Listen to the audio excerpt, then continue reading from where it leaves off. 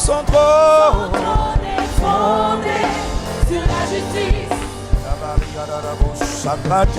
Son trône est fondé sur l'équité. Et son sang A vaincu l'ennemi de nos âmes. il est le puissant libérateur.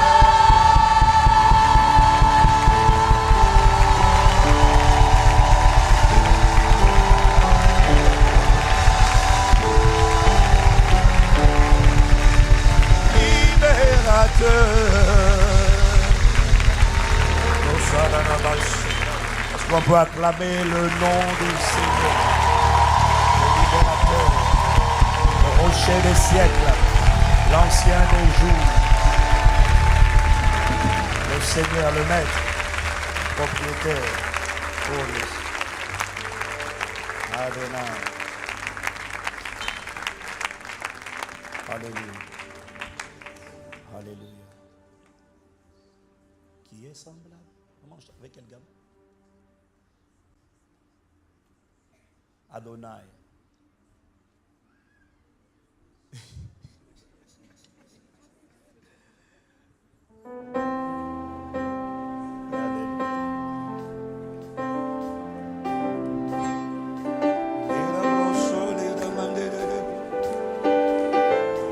Adonai.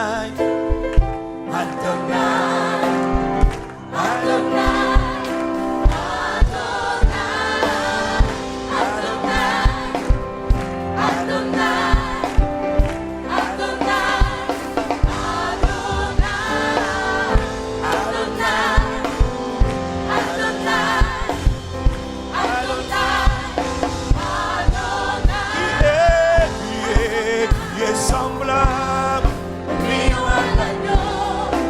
assis sur le trône. Les monts s'inclinent, les océans rugissent devant le Seigneur. Qui est Semblable au lion à l'agneau, assis sur le trône. Les monts s'inclinent, les océans rugissent devant le Seigneur. loué. Adonai, Nous sommes reconnaissants. du lever du soleil et jusqu'à la fin du jour. Loué Adonai, toutes les nations du monde, tous les anges et tous les saints te louent. Adonai, nous te célébrons, nous te reconnaissons. Tu es notre maître, notre rocher, notre bon berger, notre bouclier, source de notre foi et de notre joie, de notre ferveur, de notre zèle, de notre paix, source de notre vitalité, source de conseil, source de grâce, source de force, source de zèle, source de courage, source d'audace, de ténacité, source d'endurance, source de ferveur, source de passion, bouclier, bien-aimé, justice et bannière, notre rocher, bon berger, guérisseur, libérateur, fondement et fondation, notre secours, notre abri sûr, notre source, source de ferveur, source de hardiesse, source de vie, de distinction, d'immunisation divine, de vitalité divine, source de la parole, source de prophétie, source des promesses, de capacité. Adonai, tu es notre maître, notre propriété. Adonai, Adonai. propriété, mon seul Père, à plénitude, à capacité et vitalité. Mon enseignant, éducateur, source de puissance, source de sagesse, source de conseil, source d'intelligence, de révélation, mon nourrisseur. Adonai, Adonai, Adonai, Adonai, Adonai, Adonai,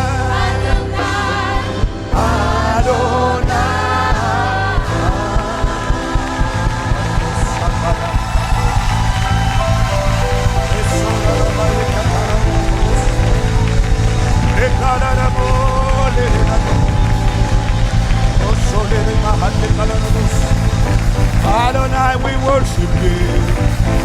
Adonai, we praise you. Adonai, we lift you up. Adonai, nous t'honorons. Adonai, nous te couronnons.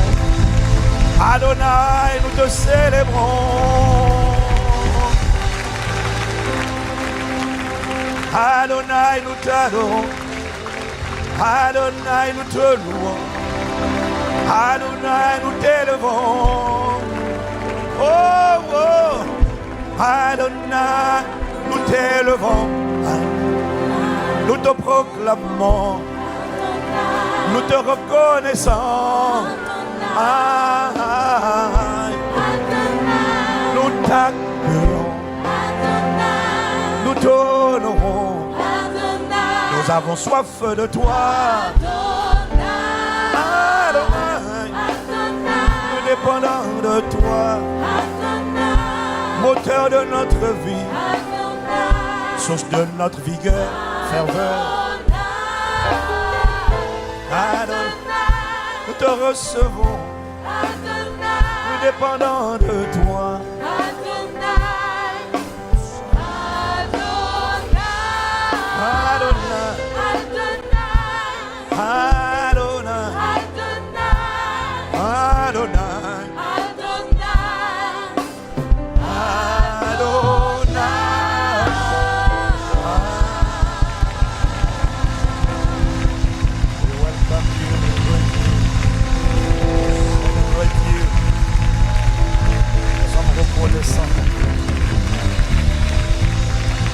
Le souffle de vie n'est pas un acquis.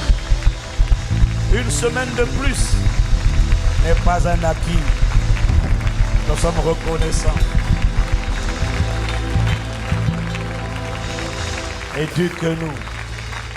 Permets que ce culte soit conduit par toi, avec toi, en toi et pour toi.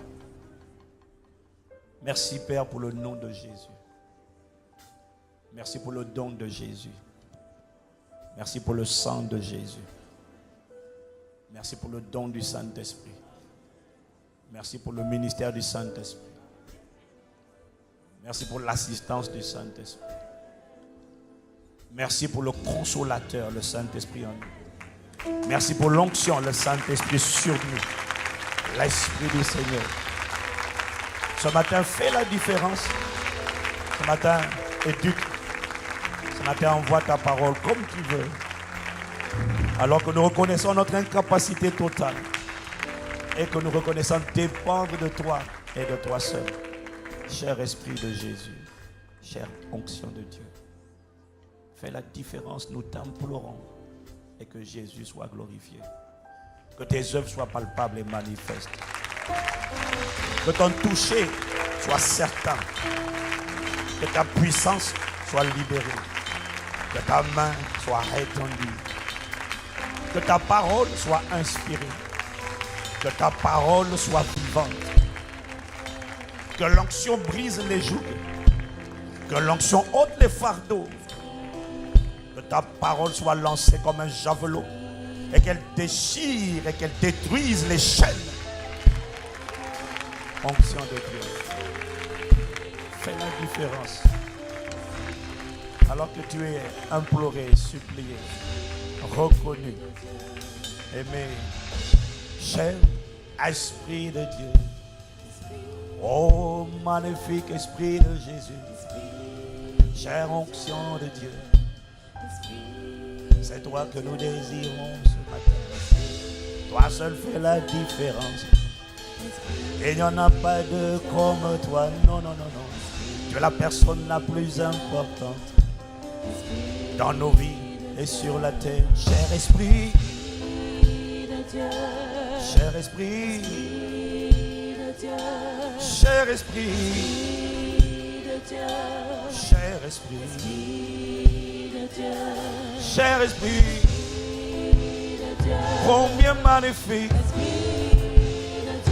combien désiré tu es, combien imploré tu es, combien adoré tu es, combien attendu tu es, combien excellent, combien glorieux, combien merveilleux,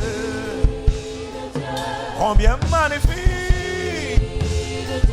combien admirable sont toutes tes œuvres. Tu es accueilli, tu es célébré, oh, tu es acclamé, cher Esprit de Dieu. Tu es acclamé, celui qui honore l'Esprit de Dieu, honore Jésus-Christ. Il est l'Esprit de Jésus. Nous dépendons de toi. Nous avons soif de toi. Nous te réclamons.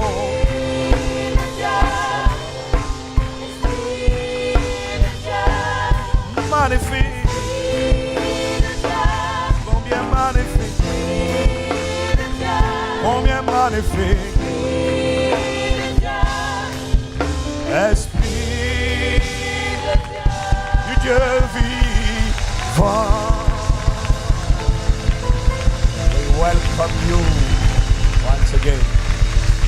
Nous accueillons de nouveau. Au nom de Jésus. Amen. Amen, amen, amen. Bienvenue à vous, chère famille Impact Centre Chrétien. Vous qui êtes là, vous qui êtes loin, mais qui êtes en communion et qui contribuez chaque dimanche par votre louange, votre adoration, vos offrandes, à faire de cette famille ce qu'elle est. Quelqu'un dit Amen? Voilà. Si vous ne contribuez pas dans toutes les dimensions, l'Église a le défi de savoir s'ajuster. Et je ne crois pas à la consommation de culte par Internet, je crois à la célébration. Voilà, la célébration, c'est on fait à distance. Ce qu'on ne peut pas faire sur place, ce que nous faisons ici, on le fait quand on est en ligne. Quand on dit offrande, celui qui fait le culte en ligne, il fait une offrande. Celui qui ne fait pas l'offrande, c'est un consommateur. Mais je ne parle pas de toi, mon frère qui regarde, parce que toi, je sais que tu as cliqué. Si tu n'as pas cliqué, tu cliques tout de suite au nom de Jésus.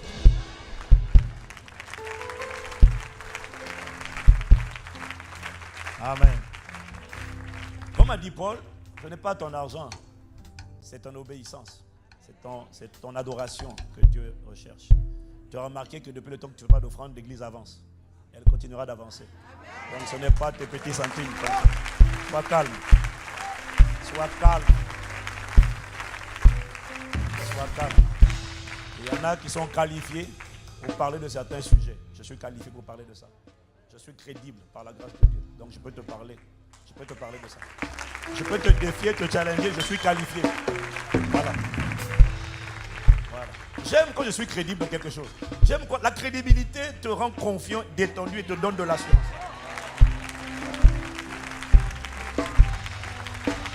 Donc, quand à Impact Centre Chrétien, nous parlons d'offrande, c'est parce que nous sommes les premiers à vivre ce que c'est que, à manifester le témoignage de ce que c'est que l'offrande. Nos vies sont des offrandes à Dieu. Ensuite, on ne s'arrête pas seulement au nom de notre vie, mais on doit donner également aussi nos finances et nous le faisons. Voilà, c'est pour ça qu'on peut encourager les autres à faire ce que nous faisons. Et nous sommes crédibles lorsque nous le faisons parce que nous montrons l'exemple. Nous croyons au leadership par l'exemple, pas par la théorie, les paroles, mais en montrant l'exemple et nous montrons l'exemple. Voilà. Et la vérité c'est que si on ne te donne pas l'occasion de donner, si on ne t'encourage pas à donner, on ne t'aide pas à récolter. Si Dieu veut te faire récolter, il doit t'apprendre à donner. Voilà, c'est tout. Donc, bienvenue.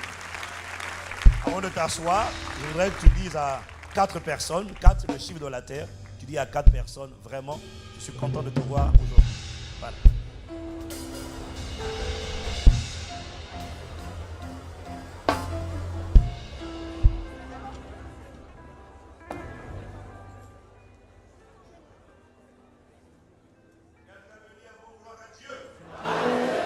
Ton gloire à Dieu est faible. Attends, je vais t'expliquer. Toi, tu n'as pas 3 cultes à faire. Tu n'as pas conduit la prière. C'est vrai que tu as crié cette semaine quand même de jeûne et prière. C'est vrai. Tu as quand même donné de la voix. Mais tu n'as pas conduit.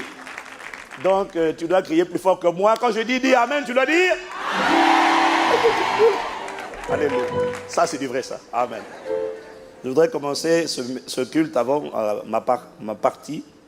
D'abord en présentant nos sincères excuses à toutes les... Il y a quelques centaines de personnes qui n'ont pas pu rentrer lors de la veillée d'avant-hier. Pas la veillée, la prière, la soirée de prière. On aurait dû prévoir une tente, mais même ça n'aurait pas suffi et ça n'a pas été anticipé. Et donc nous présentons nos plus plates excuses et promettons de nous ajuster dans ce domaine-là. Mais en même temps, nous voulons rendre grâce à Dieu. Parce que quand on voit la mobilisation qu'il y a eu cette semaine, pour la semaine de jeûne et prière, on se dit qu'assurément, quelque chose est en train de se passer.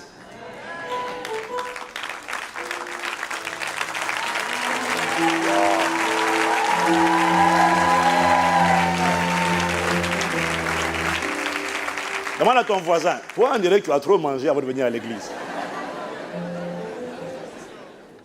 Parce que les gens qui ont trop mangé ont l'habitude d'être lents à la détente. Tu vois? Quand on dit, même les acclamations doivent être promptes. Tu vois, quand ton voisin fait comme ça là, oula.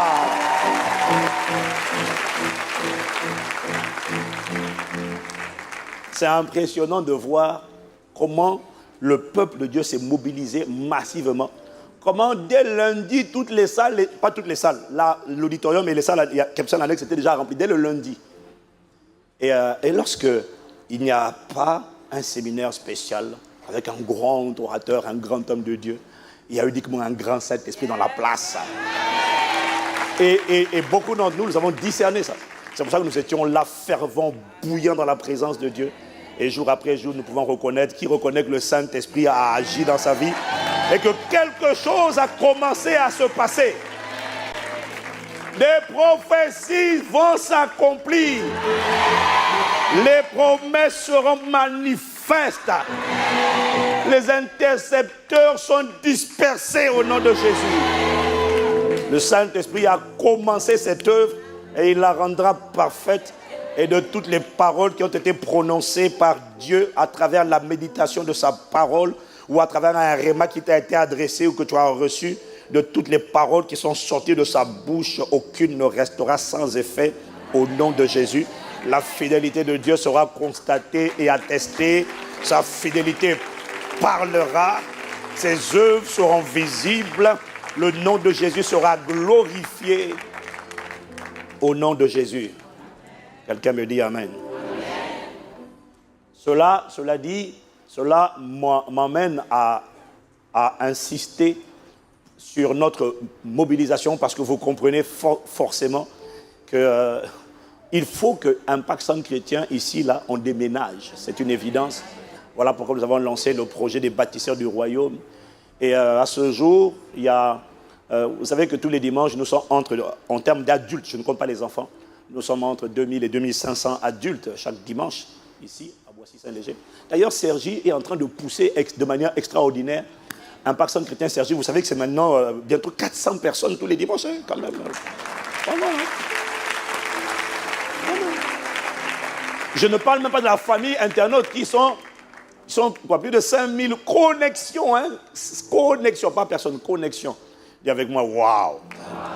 Ça montre la popularité de la parole de Dieu. Ça montre que le Saint-Esprit est dans la place et qu'il est en train de se mouvoir. Et nous sommes reconnaissants de ce qu'il a entendu nos cris. Et il entend nos cris jour après jour. Quelqu'un me dit Amen. Et donc, ça m'amène à relancer sur la nécessité pour nous tous de participer au projet des bâtisseurs du royaume. Quand on te dit participe, c'est pour ton bien. Ne t'inquiète pas, on sait de quoi on parle.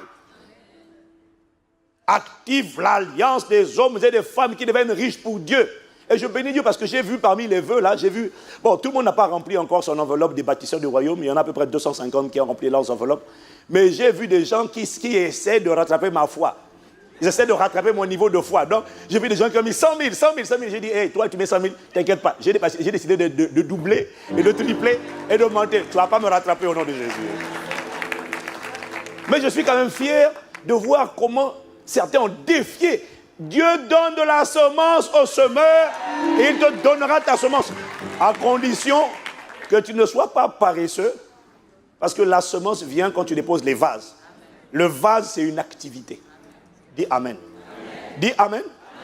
Le vase, c'est une activité. Ce n'est pas la paresse, c'est une activité. Mais à travers cette activité, Dieu va remplir ton vase et tu apportes ton offrande. Et là, tu as activé l'alliance avec Dieu. C'est fini. Plus jamais broke, pour down, démantelé. Plus jamais. C'est comme ça. Je te garantis, je te promets que ça marche. Ceux qui sont en la première rang vont te dire que les témoignages que le pasteur vient à donner ne sont qu'une infime portion des témoignages. Parce que si tu donnes tout ici, là, tu as droit à des vidéos, à des tribunes sur Internet où on te tire dessus en direct. Donc on ne peut pas tout dire. Ah, Seigneur, aie compassion de ton peuple. Mais j'aime qu'on me tire dessus, ça fait du bien. S'ils ont traité mon maître de Belzébul, tu veux qu'ils me traitent de quoi? Hein?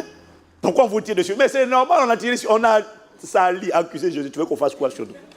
Moi, quand on me tire dessus, je suis content. Jésus a dit, réjouissez-vous et soyez dans l'allégresse. C'est la répétition. Hein? Ça veut dire, soyez fortement heureux, car votre récompense sera grande dans le ciel. Plus tu me tires dessus, plus tu augmentes ma récompense dans l'éternité. Pas sur la terre, dans l'éternité. Je préfère avoir une grande récompense dans l'éternité qu'une petite récompense sur la terre. Dans l'éternité, c'est-à-dire, je ne sais pas où est-ce qu'on va habiter là-bas. Mais je vois des récompenses massives. Si tu veux que ça vienne sur toi, accepte les persécutions. Oh. Quelqu'un me dit gloire à Dieu. À Pointe-Noire, le Seigneur m'a poussé à enseigner sur comment devenir riche pour Dieu. Il y avait une ferveur. Au début, les gens disaient non, c'est impossible. Comment, de quoi il parle? Mais au fur et à mesure que le Saint-Esprit a donné la parole, qui a commencé à ouvrir les yeux, illuminer les yeux des cœurs, les gens étaient fervents.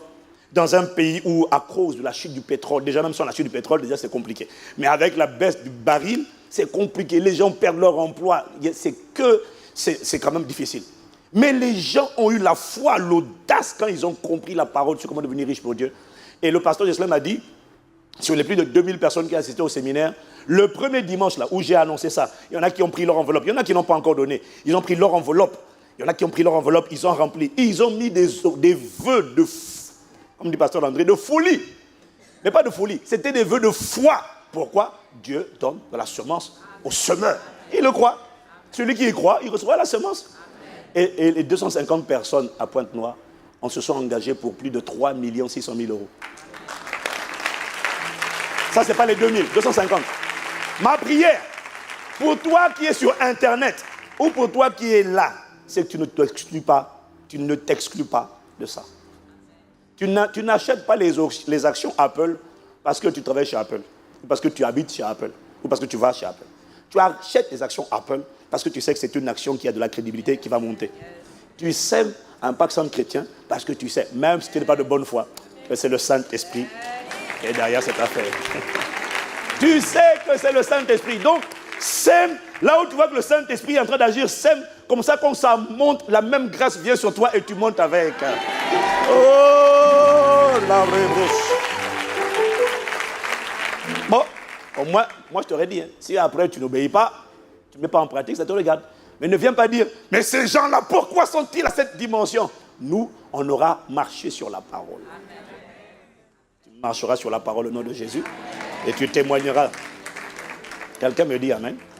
Impact Centre Chrétien, il y a à peu près 250 à 300 personnes qui pour l'instant ont remis leur enveloppe. Mais personnellement, je n'ai pas encore remis mon enveloppe. Donc j'avoue que je comprends. Mais je te supplie de ne pas t'exclure de ça. Fais tout. Minimum 10 000.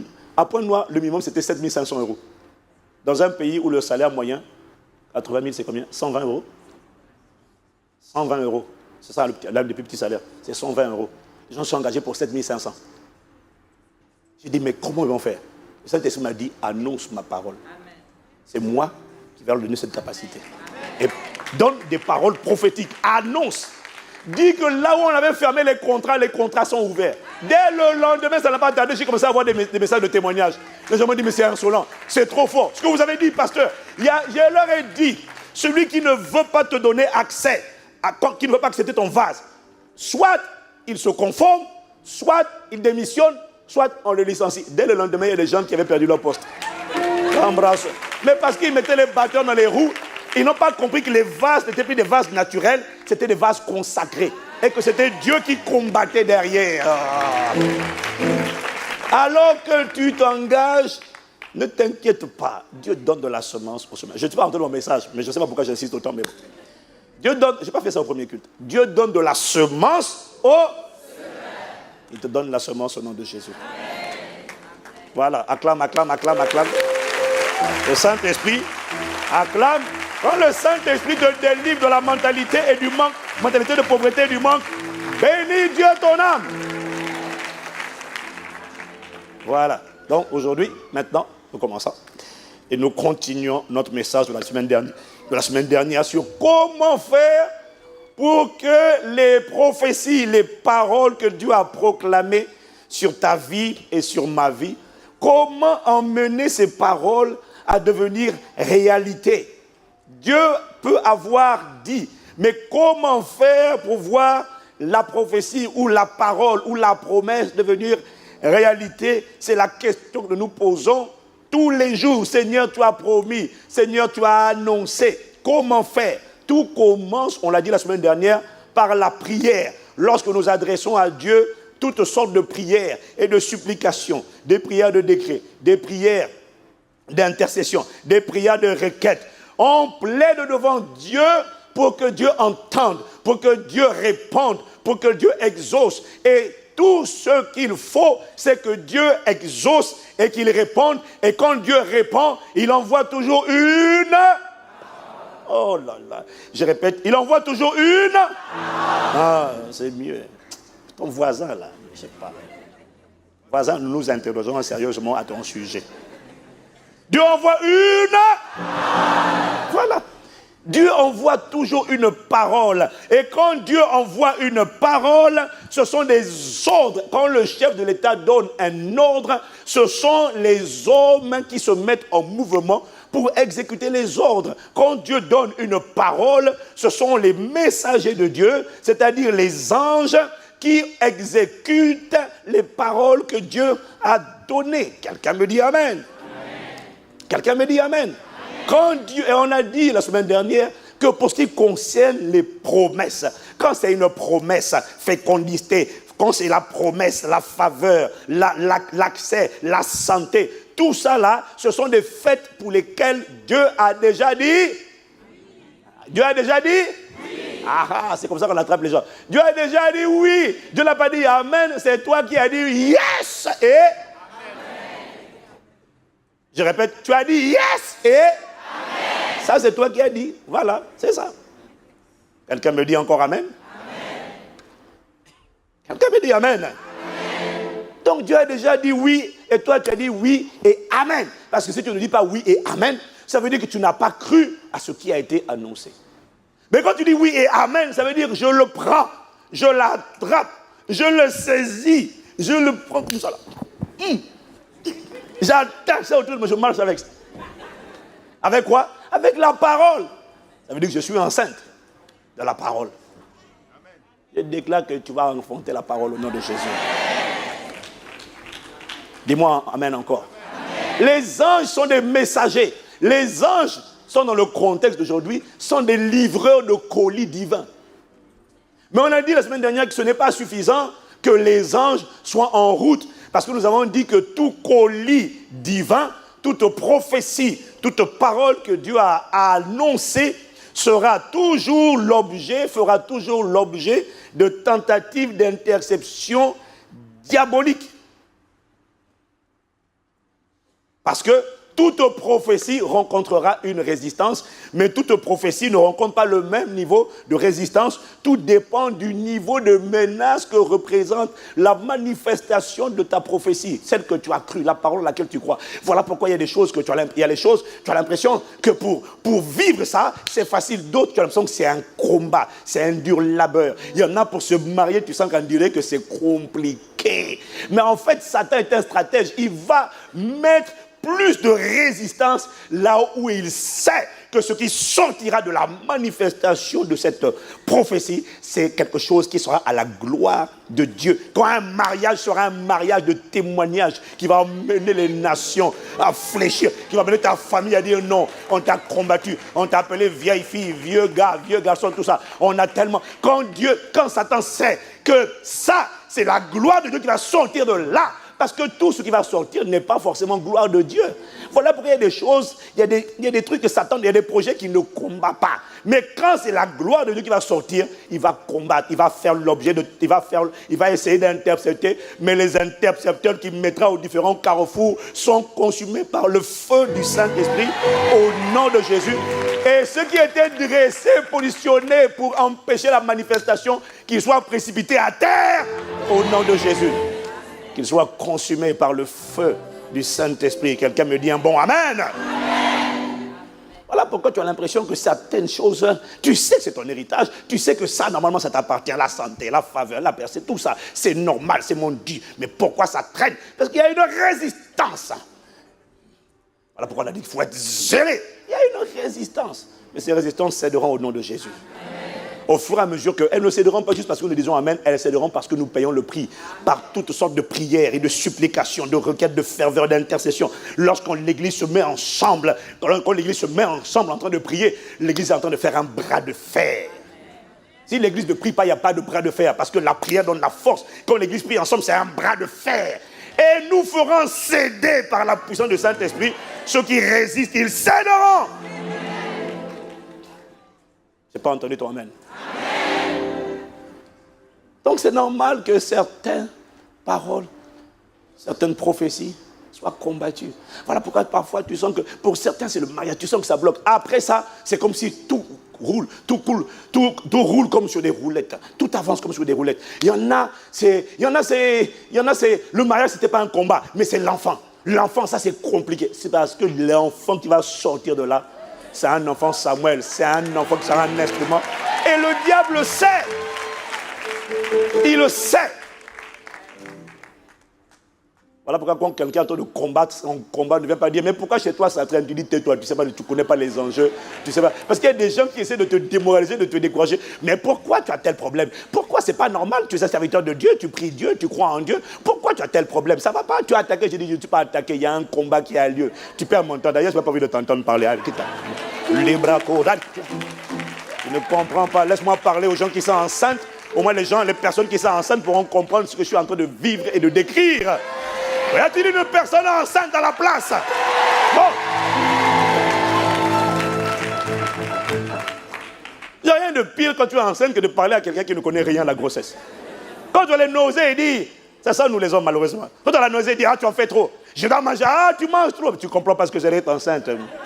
C'est mon mari. Alléluia. Mais maintenant que nous sommes enceintes spirituellement, nous comprenons un peu mieux ces notions. C'est pour ça que nous devenons plus indulgents et miséricordieux lorsque nous voyons des grossesses physiques. Alléluia. Mais nous ne comprenons quand même pas toujours pourquoi il y a des kilos, jusqu'à 25, 30, 40 kilos. Sans effet, là c'est trop.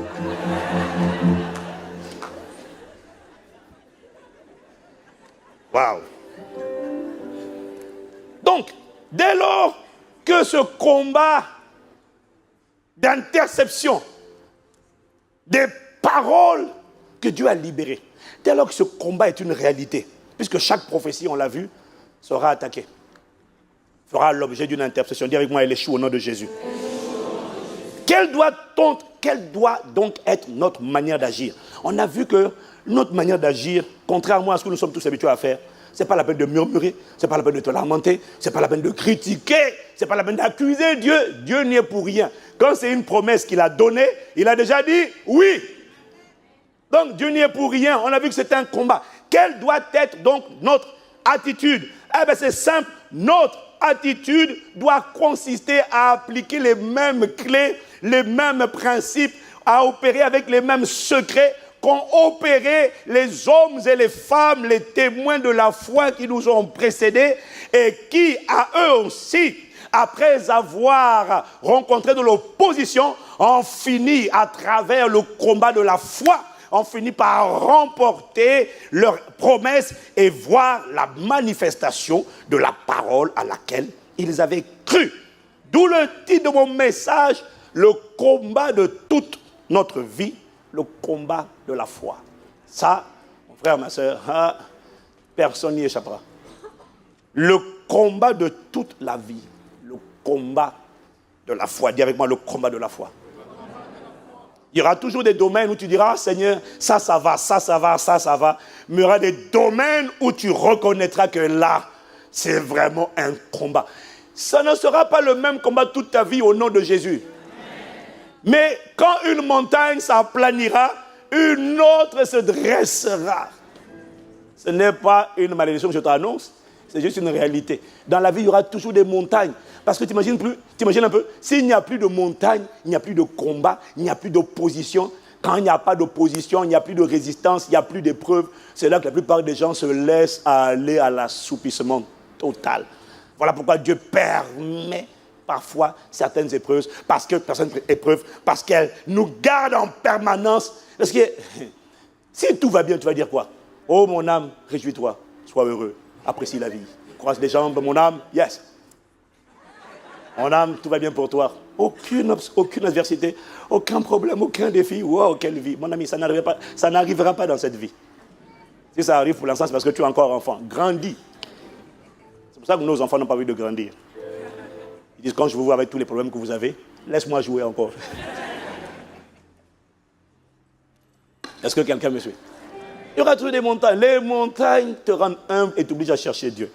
Les montagnes te rendent humble et t'obligent à dire à Dieu comment on la déplace celle-là. Comment on fait pour la déplacer? Seigneur, montre-moi le secret. Comment on la déplace? Les montagnes t'obligent à garder la communion avec Dieu. Les montagnes t'obligent à rester dans la supplication. Les montagnes te gardent dans l'humilité. Les montagnes, même si tu ne les aimes pas, sont une bénédiction. Parce qu'elles te rendent extrêmement prudent. Elles te rendent mesuré. Là où tu étais intolérant vis-à-vis des montagnes des autres, quand tu as tes propres montagnes, et que tu vois quelqu'un qui pleure devant ces montagnes, tu dis, mon gars, fortifie-toi seulement. Mais quand tu n'as pas de montagne, tu dis, pourquoi tu pleures devant ta montagne? Pourquoi tu pleures? Oh! Mais quand tu sais que toi, tu as une montagne qui t'attend aussi devant toi, tu dis, hé, mon gars, soutenons-nous mutuellement.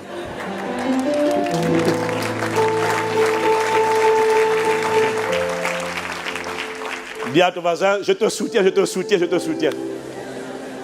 Je ne te demande même pas c'est quoi. Je ne te demande même pas si tu as des montagnes. Je sais que tu as des montagnes dans ta vie. Dis à ton voisin, je te soutiens. Ah. Chacun d'entre nous, dans un domaine ou un autre, sera obligé dans sa vie de mener ce qu'on appelle le combat de la foi. Le combat de la foi. Le combat de la foi dont on parle n'est pas...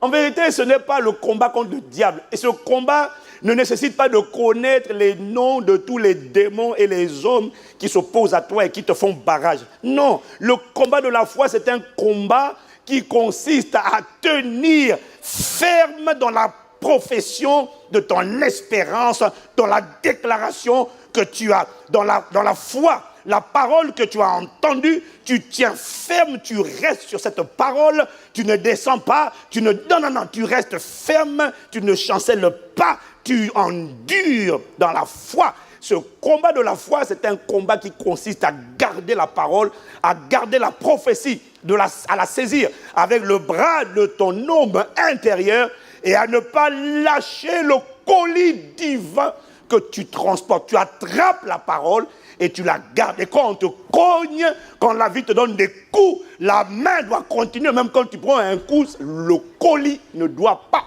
tomber. Le colis doit rester. dans la main. Ça, c'est le combat de la foi.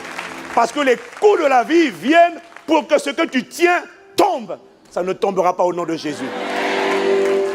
Les attaques de la chair, des démons et du monde sont des attaques qui ont comme objectif de nous faire lâcher ce que nous avions attrapé et saisi hier. C'est ça le combat de la foi. C'est un combat. Tu n'as pas besoin de connaître tous les noms des démons auxquels tu es confronté. C'est un combat qui consiste à ne pas lâcher. Quand tu dis fécondité, c'est fécondité. La voix de l'esprit de stérilité dit, la voix de l'esprit de stérilité te dit, tu n'enfanteras pas. Toute ta famille là, les gens sont stériles. Toi, tu gardes la parole. Tu dis quoi? Tu vois? Tu n'as pas de parole. Tu dis quoi? Tu dis quoi? Tu ne médites pas la parole. Hein? Tu dis la Vierge enfantera 7 fois. J'enfanterai au nom de Jésus. Quelqu'un me dit Amen. C'est ça le combat de la foi. C'est un combat qui ne consiste pas à connaître tous les noms. Tu ne connaîtras pas tous les noms de tous les démons. Dieu ne te les montrera pas. Ce n'est pas la peine de dire, dans le livre de Daniel, il est écrit que le chef du royaume de Perse a combattu, m'a résisté pendant 21 jours. Donc, par conséquent, prince du royaume de Perse, il n'est pas là. Tu peux pas répéter. Ce n'est pas lui. Tu ne sais même pas quel est son nom. Mais tu n'as pas besoin de connaître son nom. Le combat de la foi ne consiste pas à connaître son nom. Le combat de la foi consiste à plaider devant Dieu. D'abord, tu tiens ferme le colis. 2, tu plaides devant Dieu. Tu dis au Seigneur, tu as dit dans ta parole. Tu as dit dans ta parole. Tu as dit dans ta parole. L'église plaide ensemble. Et tu as dit dans ta parole. Tu as dit dans ta parole. Seigneur, étends ta main. Seigneur, à ton nom, donne gloire. Quand tu es en train de plaider, tu es en train de plaider pour que Dieu exauce. Et quand il a déjà exaucé et que tu continues de plaider, tu ne plaides pas pour qu'il exauce, tu plaides. Et à force de plaider, à force que l'Église plaide, ce qui se produit, c'est que Dieu détache des renforts angéliques qui vont aider les livreurs qui sont ralentis dans leur processus, parce que la réponse de Dieu, pour que la manifestation ait lieu, il faut que des renforts viennent depuis le ciel pour aider les porteurs de colis qui viennent à ta vie. Il y a besoin de renforts. Les renforts sont déclenchés par Dieu lorsque nous plaidons en tant que corps spirituel, en train de dire, Seigneur, tu as dit dans ta parole. C'est ce qui s'est passé lorsque Pierre a été emprisonné et que l'Église a prié toute la nuit, pendant plusieurs jours. L'Église a prié pendant 8 jours, 9 jours, pendant 9 jours exactement. C'était le temps que durait la préparation de la Pâque. Et la Bible dit qu'un ange est allé dans la prison visiter Pierre en personne. C'est ce que font les renforts.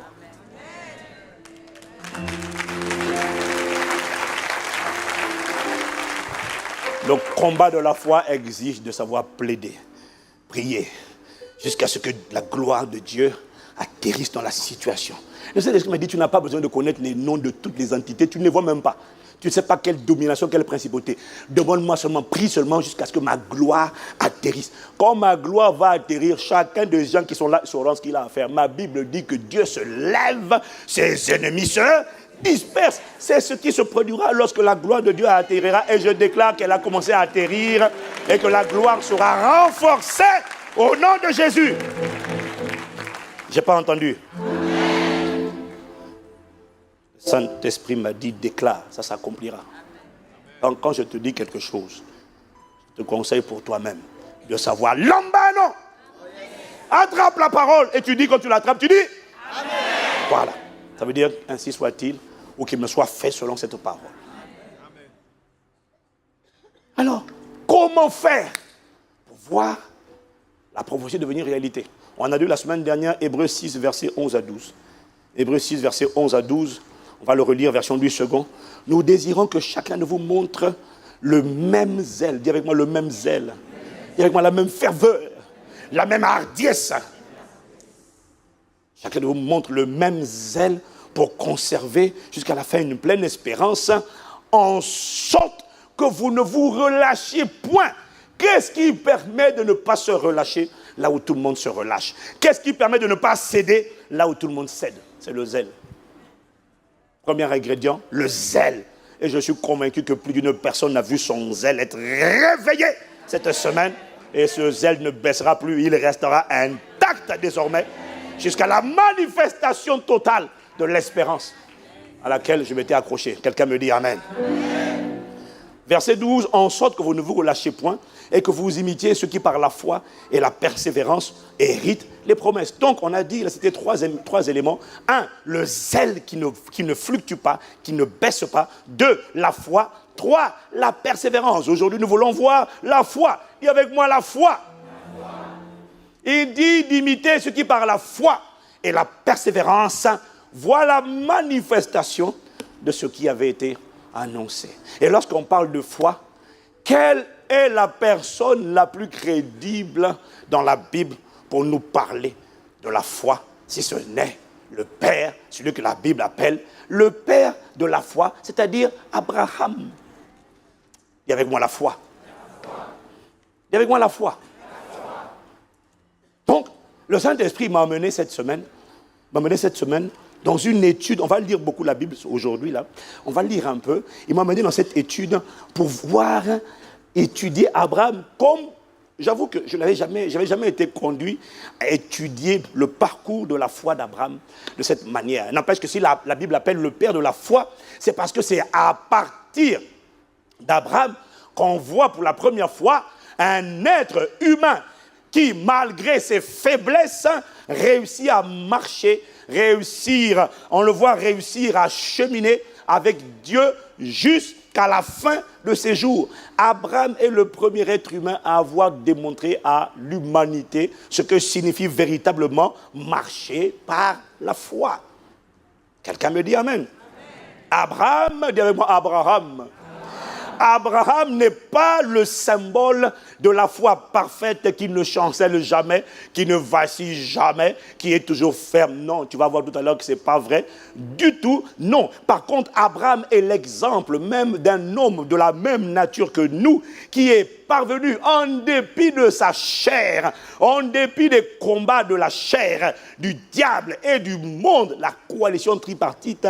Abraham est l'exemple même de l'homme, même nature que nous, mais qui, en dépit de toutes ces choses, chair, monde, diable, est parvenu à entendre Dieu, à communier avec Dieu, à obéir à Dieu et à connaître le Dieu qu'il avait appelé. Le Saint-Esprit m'a dit, aucun homme, ce que toi tu vis aujourd'hui, dont tu as l'impression que c'est un combat que toi seul vis. Je parle de la chair, avec ses passions et ses désirs, les 5 sens. Je parle de ces voix démoniaques que tu entends. Il n'y a pas besoin que le démon soit en toi pour que tu entendes sa voix. Je n'ai pas entendu. Il n'y a pas besoin qu'un démon soit en toi. Quand tu entends une voix, qui te dit tu ne vas jamais y arriver, ça ne veut pas dire qu'il y a un démon en toi. Ça veut juste te dire que Satan a la capacité de parler, de la suggestion, le pouvoir de la suggestion. Quand elle a dit à Ève, Dieu a-t-il réellement dit? Il n'était pas en elle. Il n'habitait pas, mais il peut suggérer. Dans toutes les pensées que tu entends, une pensée que tu entends d'un esprit mauvais ne veut pas dire que Satan est à l'intérieur. Calme-toi. Dis seulement Amen. Dis avec moi, c'est une bonne nouvelle. Abraham, tout ce que nous connaissons, l'oppression du monde comme système de pensée, Abraham a connu ça. La chair avec ses passions et ses désirs, qui essaie de souffler sur la foi. La vue qui essaie d'annuler ce que Dieu a dit. Lui qui essaie d'anéantir ce que le Saint-Esprit a imprimé dans ton cœur. Abraham a connu ça. Tout ce que nous connaissons aujourd'hui, Abraham était un homme de la même nature que nous. Il a connu ça lui aussi. Et à la différence que Abraham, contrairement à nous, n'avait pas le Saint-Esprit en lui. Quelqu'un dit Amen. Abraham, malgré sa faiblesse, est parvenu à entendre Dieu, donc tu peux entendre Dieu. À communier avec Dieu, donc toi aussi tu peux communier avec Dieu. À obéir à Dieu, donc toi aussi tu peux obéir à Dieu. À connaître le Dieu progressivement. Au début, ne le connaissait pas. Il a obéi sans le connaître. Il a appris à le connaître au fil des années. Toi aussi, tu apprends à le connaître au fil des années. Quelqu'un dit Amen. Abraham est l'exemple de l'homme qui a appris à rester fidèle et loyal à Dieu, même lorsque Dieu semblait tarder à manifester la parole qu'il avait annoncée. Jamais Abraham a appris à rester loyal et fidèle à Dieu. Jamais tu ne lis que Abraham est reparti en Chaldée, à Charan. Abraham n'est jamais reparti là où Dieu l'avait appelé. Abraham n'a jamais connu la rétrograde, malgré le fait que Dieu tarde dans la manifestation de la prophétie. Abraham avait compris que lorsqu'on scelle une alliance, c'est pour le meilleur et pour le pire. Que Dieu n'agisse pas comme il voudrait qu'il agisse. Abraham restait là, ferme, et il continuait de marcher avec Dieu, même quand son âme était frustrée. Donc tu n'as pas le droit de rétrograder au nom de Jésus. Abraham est le premier exemple d'un homme qui sur la terre, malgré les déceptions que son âme ressentait vis-à-vis de Dieu, à cause des promesses qui n'étaient pas encore manifestées. Tu peux être sûr que son âme, comme l'âme de tout le monde, quand les promesses tardent, l'âme de tout le monde a tendance à se sentir frustrée. Malgré les frustrations de son âme, Abraham est l'exemple du premier homme qui n'a jamais laissé les circonstances de la vie l'empêcher d'aimer Dieu. Au point que Abraham a été qualifié dans Jacques 2, verset 23, d'ami de Dieu. La Bible dit au verset 23 de Jacques chapitre 2, Abraham crut à Dieu et cela lui fut imputé à justice et il fut appelé ami de Dieu. Confident, intime, malgré le fait qu'il ne comprenait pas pourquoi les choses se passaient comme elles se passaient dans certains domaines de sa vie. Il n'a jamais laissé quoi que ce soit l'empêcher d'aimer Dieu. Et il a démontré à tellement de reprises, quand Dieu lui demande de laisser partir Ismaël, ça l'a blessé, il a laissé partir. Quand Dieu lui demande d'offrir Isaac, ça faisait mal, mais il a offert Isaac. Abraham a été l'exemple d'un homme, pour la première fois, qui aimait véritablement Dieu. Voilà pourquoi il est le père de la foi. Il est le premier à avoir montré qu'on peut bien commencer avec Dieu et bien finir avec Dieu. Ça sera notre partage au nom de Jésus. Alors en réalité, quand les gens comme Paul disent qu'il me séparera de l'amour de Dieu, en fait, Paul, était en train de marcher sur les traces de la foi du Père, Abraham, qui savait ce que c'était que de ne rien laisser te séparer de Dieu, t'empêcher d'aimer Dieu et d'obéir à sa parole. Ça reste la tribulation, le péril, l'épée, la famine, l'angoisse, la nudité, la faim. Rien. J'ai prêté allégeance à l'agneau de Dieu. Quelqu'un me dit Amen. Alors dès lors la question est, quelles sont les caractéristiques de cette foi qui, malgré les oppositions, a permis à Abraham et à tous les témoins, les héros de la foi, quelles sont les particularités, que contient cette foi qui, malgré les tentatives d'interception, a permis aux patriarches comme Abraham de voir néanmoins les paroles qui avaient été proclamées sur lui devenir réalité. Qu'est-ce qui a permis cela? Qu'est-ce que Abraham a compris? Alors, on va lire Romains chapitre 4. Tu me diras, tu as déjà entendu ça? Mais attends d'abord, attends qu'on avance. Romains 4, versets 17 à 21. Quelles sont les particularités de la foi d'Abraham? Quelle est cette foi qu'il a manifestée? Quelqu'un me dit Amen. Je n'ai pas entendu. Amen. Romains 4, verset 17 à 21. Il dit, il est notre Père devant celui auquel il a cru. Dieu qui donne la vie aux morts et qui appelle les choses qui ne sont point comme si elles étaient. Verset 18. Espérant contre toute espérance, il crut en sorte qu'il devint père d'un grand nombre de nations, selon ce qui lui avait été dit, telle sera ta postérité. Et sans faiblir dans la foi, il ne considéra point que son corps était déjà usé, puisqu'il avait près de 100 ans, et que Sarah n'était plus en état d'avoir des enfants.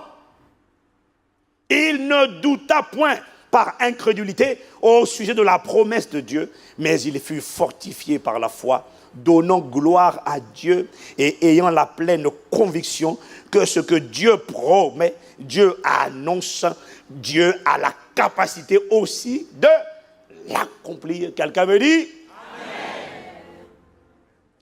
Qu'est-ce qui caractérise cette foi de Abraham, qui lui a permis de voir la manifestation de ce qui avait été annoncé? La Bible nous dit, En quelques points, le premier point, Abraham croyait en deux vérités qui étaient marquées comme au fer rouge sur les tables de son cœur. Abraham ne démordait pas de cette certitude qui était imprimée à l'intérieur de lui. Abraham croyait que, Dieu donne la vie à quelque chose qui a été déclaré mort, quel que soit son nom. Abraham croyait que ce qui a été déclaré mort peut revivre, si Dieu met sa main dessus. Abraham, deuxièmement, croyait que Dieu est celui qui appelle à l'existence les choses qui ne sont pas comme si elles étaient. Donc Abraham savait qu'il y avait de la fiabilité dans la parole de Dieu et que la parole de Dieu suffisait à appeler à l'existence les choses qui ne sont pas comme si elles étaient. Ça veut dire que là où on t'a dit que tu as une malédiction qui te poursuit, une malédiction générationnelle qui traverse la lignée sanguine et qui te poursuit, Abraham croyait que si un homme de Dieu dit « J'appelle sur toi et je proclame la bénédiction du Seigneur qui enrichit et qui ne s'accompagne d'aucun chagrin », Abraham savait que si une parole comme ça sort, ça veut dire que par cette parole, Dieu va appeler à l'existence les choses qui ne sont pas comme si elles étaient. Abraham valorisait la parole prophétique.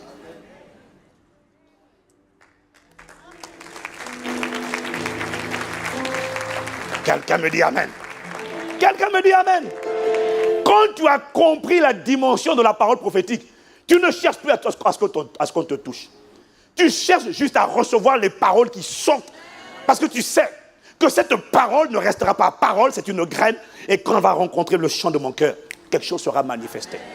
Les destinées sont construites sur la parole. Parce que par la parole, on peut détruire ou construire, bénir ou maudire. C'est la parole. Abraham savait, cette parole vient de Dieu. C'est suffisant. Elle va appeler à l'existence les choses qui ne sont pas comme si elles étaient. Ça, Abraham était sûr de ça. La deuxième chose qu'il dit, ça c'est le premier point qu'Abraham a compris. La deuxième chose qu'il écrit sur Abraham, c'est qu'Abraham a atteint la dimension où il espérait contre toute espérance. Ça veut dire que normalement, tous les signes, les symptômes, les facteurs humains disent que ce n'est pas la peine, c'est humainement impossible, il faut jeter l'éponge, jamais personne dans ta famille n'a fait ce que tu veux faire, jamais personne dans ton pays, jamais personne sur la terre, je serai le premier au nom de Jésus. Tel il est, tel je suis. S'il est le premier, je suis le premier moi aussi. Oh, mais quelqu'un me dit Amen. Je crois que je suis qualifié pour dire ça parce qu'il y a beaucoup de domaines où j'ai fait des choses, on m'a dit, personne n'avait jamais fait ça. Il dit, je suis le premier. Christ en moi est le premier, donc je suis le premier. Ce n'est pas lui qu'on voit, c'est mon corps. Mais en fait, je sais que le secret, c'est lui, mais je suis le premier. Premier à avoir fait le CD priant ensemble, un CD qui inspire. Même les musulmans, jusqu'aujourd'hui, ils envoient mes messages. Castanou, je t'aime toi. Il y en a qui disent, mon Dieu, il faut que ça change. C'est incroyable. Vraiment. Oh, si seulement vous aviez été musulman. Wow. Dis avec moi, je suis le premier ou la première. La Bible dit qu'il espérait contre toute espérance. Comment tu fais pour espérer alors que tout le monde a jeté l'éponge? Ça veut dire qu'Abraham était zélé. C'est le zèle, la ferveur qui permet d'être bouillant. Les gens disent, fais comme moi, capitule, dépose les armes devant Satan, dis à Satan, tu as gagné. Abraham dit, jamais. Il n'a pas gagné. La parole gagnera dans ma vie. Oh, je n'ai pas entendu toi, Amen.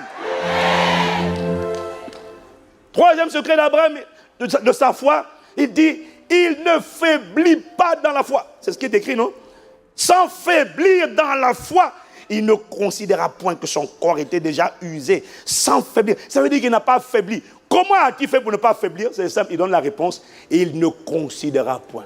On leur dit, oui, mais normalement, humainement, techniquement, scientifiquement, tout ça. Il dit, je ne considère pas. Oui, mais il y a ça, d'accord. Mais je n'ai pas dit qu'il n'y a pas ça. Je n'ai pas dit que ce que vous dites est faux. Je dis que je ne considère pas. Je ne mets pas mon attention sur ce sur quoi vous mettez votre attention. Je ne considère pas. Les symptômes augmentent. Je ne considère pas. L'âge passe. Je ne considère pas.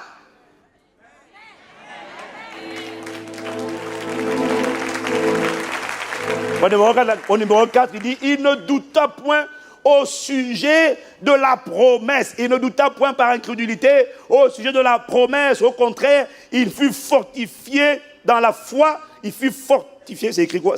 Oui, mets le passage, Il fut fortifié par la foi, donnant gloire à Dieu. Ce que ça veut dire, ça m'a dit le Saint-Esprit. Écoute-moi, il n'y a aucun moyen, quand tu ne vois pas une promesse se manifester, il n'y a aucun moyen de louer Dieu, de célébrer Dieu. Abraham a dansé. Donner gloire à Dieu, ça veut dire qu'Abraham a célébré. Dès que Dieu s'est révélé à lui, Dieu lui a dit, ta femme sera enceinte. Abraham s'est dit, yes. Vous savez quoi, je m'appelle Abraham, yes. Et puis il a commencé à chanter, à danser, donner gloire à Dieu. Il n'y a aucun moyen de donner gloire à Dieu quand tu ne vois pas la manifestation d'une promesse, si tu ne disciplines pas ton âme. Parce que quand tu ne vois pas la manifestation, ton âme... Rends-moi gloire. Attends d'abord. Manifeste la prophétie, je vais chanter. Abraham a chanté avant l'accomplissement de la prophétie. Tu sais comment on fait ça? On fait comme David. Mais en fait, David marchait sur les traces de la foi de Abraham, le père de la foi. Quand David dit, hey, mon âme, qui t'a dit de t'abattre? Bénis Dieu, chante. Allez, chante. Chante, hein? Allez, mon âme dit, ah, j'ai pas envie. Hey, viens ici, les mains là.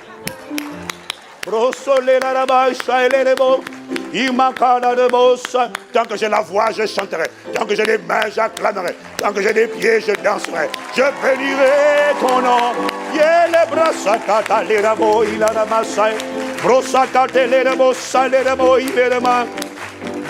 Le fait de créer cette atmosphère autour de lui a chassé la voix du doute et a fortifié sa foi. C'est comme ça qu'on éteint la voix du doute, parce que Satan ne supporte pas la louange. Quand tu commences à célébrer, à louer, la voix du doute dit, je m'en vais. Que Dieu réveille l'onction de la louange et de l'adoration au nom de Jésus. Dis-moi amen. Il fut fortifié dans la foi, donnant gloire à Dieu. Et en donnant gloire à Dieu, Abraham a reçu, c'est le secret d'Abraham, la certitude que ce que Dieu annonce, il a le pouvoir de l'accomplir. Il a en lui la capacité d'emmener ce qu'il a annoncé à manifestation. Quelqu'un me dit amen.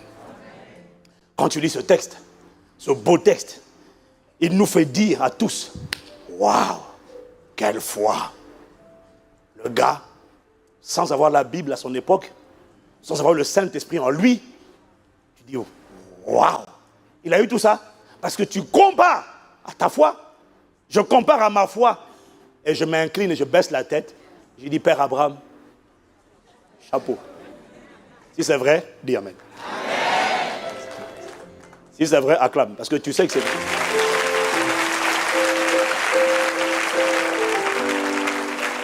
Mais la question, c'est à quel moment de sa vie Abraham a eu cette dimension de foi de Romains 4, 17 à 21. À quel moment Abraham a atteint cette conviction? Parce que là, la foi de Abraham qu'il décrit là, c'est une foi inébranlable. C'est une foi ferme. C'est une foi qui, quelles que soient les circonstances, il a cru. Il sait que Dieu donne la vie à ce qui est mort. Il sait que Dieu appelle les choses qui ne sont pas comme si elles étaient. Elle espère contre toute espérance. Il ne faiblit pas dans la foi. Il ne doute pas. Il rend gloire à Dieu. Et il reçoit une conviction. Puisque Dieu a accompli, il peut l'accomplir. La question, c'est à quel moment Abraham a eu cette foi ferme, inébranlable. Est-ce que c'est quand il a commencé à marcher avec Dieu, quand il a quitté Charan? Est-ce que c'est quand Dieu l'a appelé qu'il a commencé à avoir cette foi? Non! Le Saint-Esprit m'a dit, Abraham était un homme de la même nature que toi et moi, avec les mêmes défis que toi et moi, avec la lutte contre la chair, contre les démons, contre le monde. Donc, forcément, Abraham aussi, de la même manière que toi et moi, notre foi, on peut avoir la foi. Aujourd'hui, dis Amen. Dis Amen. Mais la vérité, tu la connais, c'est que quand tu sors de l'église, à l'église, tu sors de là, tu es galvanisé. Chakabo, ha! Une semaine, 2 semaines. Entre-temps, la chair, par les 5 sens, fait entendre sa voix. Le monde, par les fréquentations, te dit alors, ça a changé. Et puis la voix des démons qui t'attaquent et qui veulent empêcher ta guérison, te disent ton pied, mon pied, je serai toujours là avec toi éternellement. La réalité,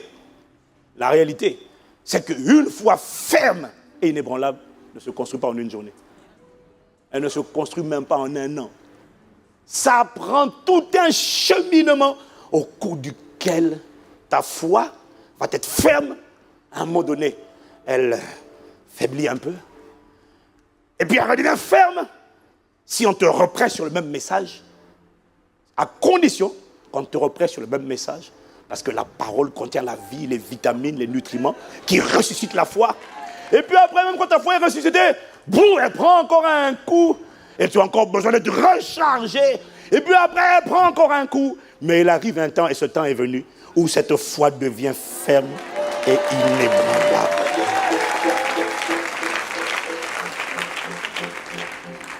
Quelqu'un me dit Amen. Alors, quand est-ce que la foi de Abraham a cessé de tanguer, de vaciller, d'être instable? Quand?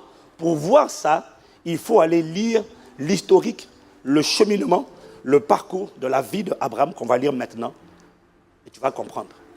À quel moment Romains 4, verset 17 s'est accompli? Abraham n'a pas commencé comme ça. Quelqu'un me dit Amen. Son histoire a commencé en Genèse 12. L'histoire de sa marche avec Dieu a commencé en Genèse 12. Déjà en Genèse 12, Dieu lui annonce une parole. Dieu lui dit, je ferai de toi un père des nations. Mais si Dieu dit, je ferai de toi un père, ça veut dire que tu vas enfanter. Dis Amen. Genèse 12, verset 1 à 3.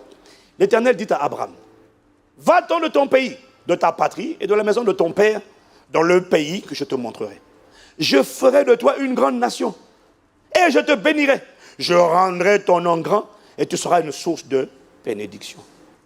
Je bénirai ceux qui te béniront et je maudirai ceux qui te maudiront et toutes les familles de la terre seront bénies en toi. Quelqu'un me dit Amen. Amen. Quand tu lis au verset 4, la Bible dit qu'il avait 75 ans.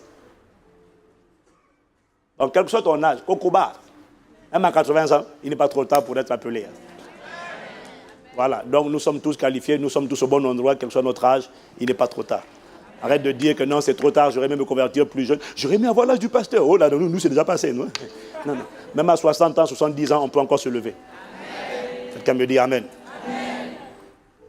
Donc, en Genèse 12 ici, on voit que Abraham a manifesté sa foi en Dieu, puisque Dieu lui dit, va-t'en de ton pays, quitte ton pays, va. Et qu'est-ce qu'Abraham a fait? Il est parti. La foi sur les œuvres est vaine. Abraham a démontré sa foi par son action. Il est parti. Ça veut dire qu'Abraham avait foi en Dieu. Il avait foi dans les paroles qui lui avaient été annoncées.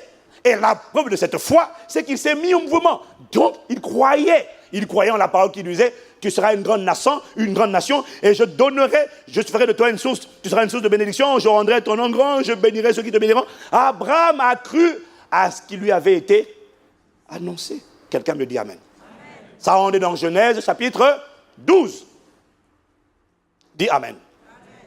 Maintenant, Abraham continue de cheminer et de marcher avec Dieu. On arrive maintenant à Genèse chapitre 13. Entre-temps, il est allé en Égypte, il s'est embrouillé un peu en Égypte. Il a dit à Sarah, sa femme, dis tu es ma soeur, s'il te plaît, comme ça on ne me tue pas, etc. Mais ce n'est pas grave, ça n'empêche pas d'avoir la foi. Parce qu'il n'est plus jamais reparti en arrière. Il n'est plus jamais reparti à Charan. Dis Amen. Je n'entends pas ton Amen. Amen. Donc, dans Genèse 3, Abraham revient d'Égypte, ses bergers se querellent avec les bergers de son neveu Lot, il se sépare d'avec Lot. Abraham continue son chemin avec Dieu. On va lire Genèse 13, versets 14 à 18.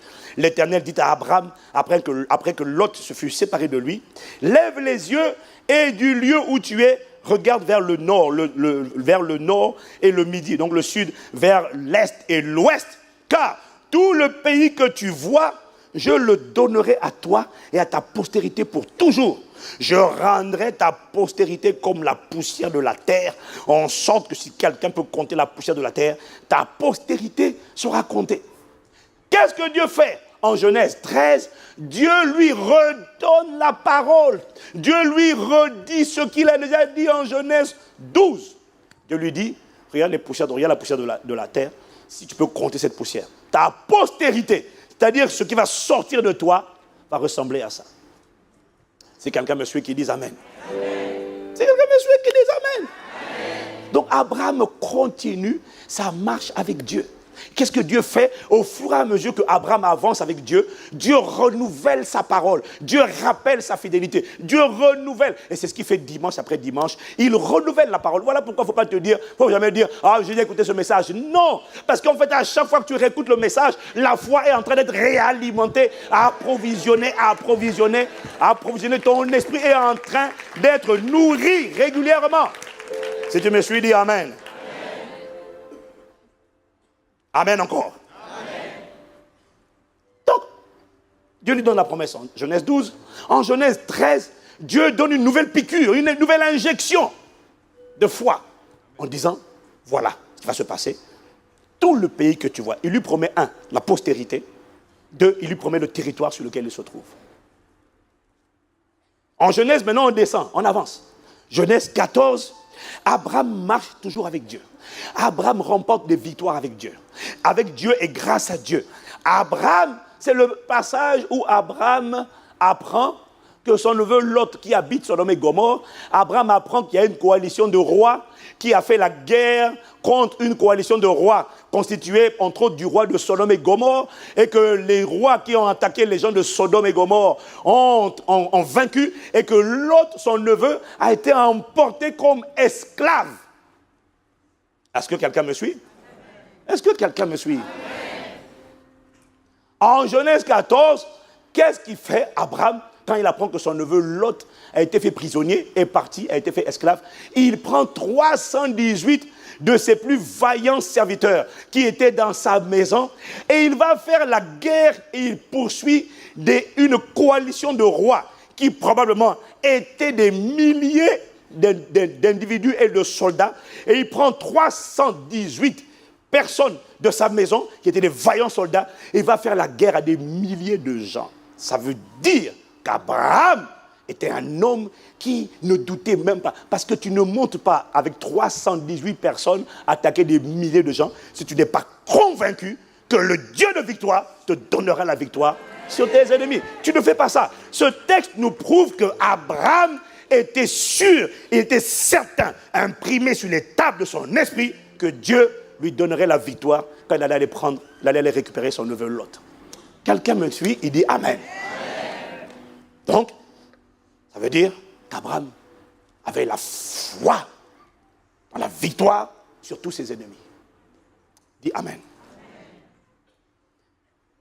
Genèse chapitre 14, versets 17 à 20. Après qu'Abraham fut revenu vainqueur de Kéder, Laomer et des rois, vraiment. Et des noms vraiment, mais pourquoi on a donné à quelqu'un un nom comme ça? Bon, bref. Après qu'Abraham fut revenu vainqueur de Kédor, et des rois qui étaient avec lui, le roi de Sodome sortit à sa rencontre dans la vallée de Chavé, qui est la vallée du roi. Melchisédek, roi de Salem, fit apporter du pain et du vin. Il était sacrificateur du Dieu très haut. Il bénit Abraham et dit, béni soit Abraham par le Dieu très haut, maître du ciel et de la terre. Béni, écoute ce qu'il dit au verset 20. Béni soit le Dieu très haut qui a livré tes ennemis entre tes mains. Dieu a livré tes ennemis entre tes mains. Et Abraham lui donna la dîme de tout. Qu'est-ce que je veux montrer ici? Ce que je veux montrer, c'est qu'à ce stade-là, dans Genèse 14, Abraham était riche avec Dieu, riche pour Dieu. Donc, Abraham avait forcément... Tu n'opères pas une dimension où tu ne crois pas. Abraham était à l'aise avec la création de richesses. Abraham opérait dans cette dimension et donc il avait la foi pour ça. Également, Abraham expérimentait la victoire sur ses ennemis. Donc, ça veut dire que Abraham croyait dans le Dieu de victoire. Dans ce domaine-là, Abraham n'avait aucun problème de foi. Si tu me suis, dis Amen. Mais, jusque dans Genèse 14, là, le seul problème d'Abraham, ce n'est pas la foi dans Dieu va te donner la victoire sur tes ennemis. Ce n'est pas ça. Mais, ce qui concerne la fécondité, là, Abraham n'était pas toujours rassuré. Tu vois ça où? Juste la suite. Tu vois, il y a des domaines où tu as la foi, tu remportes des victoires. Mais il y a un domaine là où, vraiment, tu mets les mains derrière le dos, tu dis, ah, pourtant je sais que c'est Dieu. Tu m'as donné la victoire. Dieu m'a prouvé. Mais Abraham était un précurseur de Gédéon. Gédéon a vaincu une armée avec 300 personnes, Abraham a vaincu avec 318. Gédéon a suivi les traces de Abraham. Dis-moi Amen. Donc, tu t'appelles Abraham, tu es là, tu sais, tu ne doutes pas. Parce que tu sais que tu ne remportes pas une victoire comme ça si Dieu n'est pas avec toi. Donc tu crois en Dieu. Ta foi en Dieu est ferme.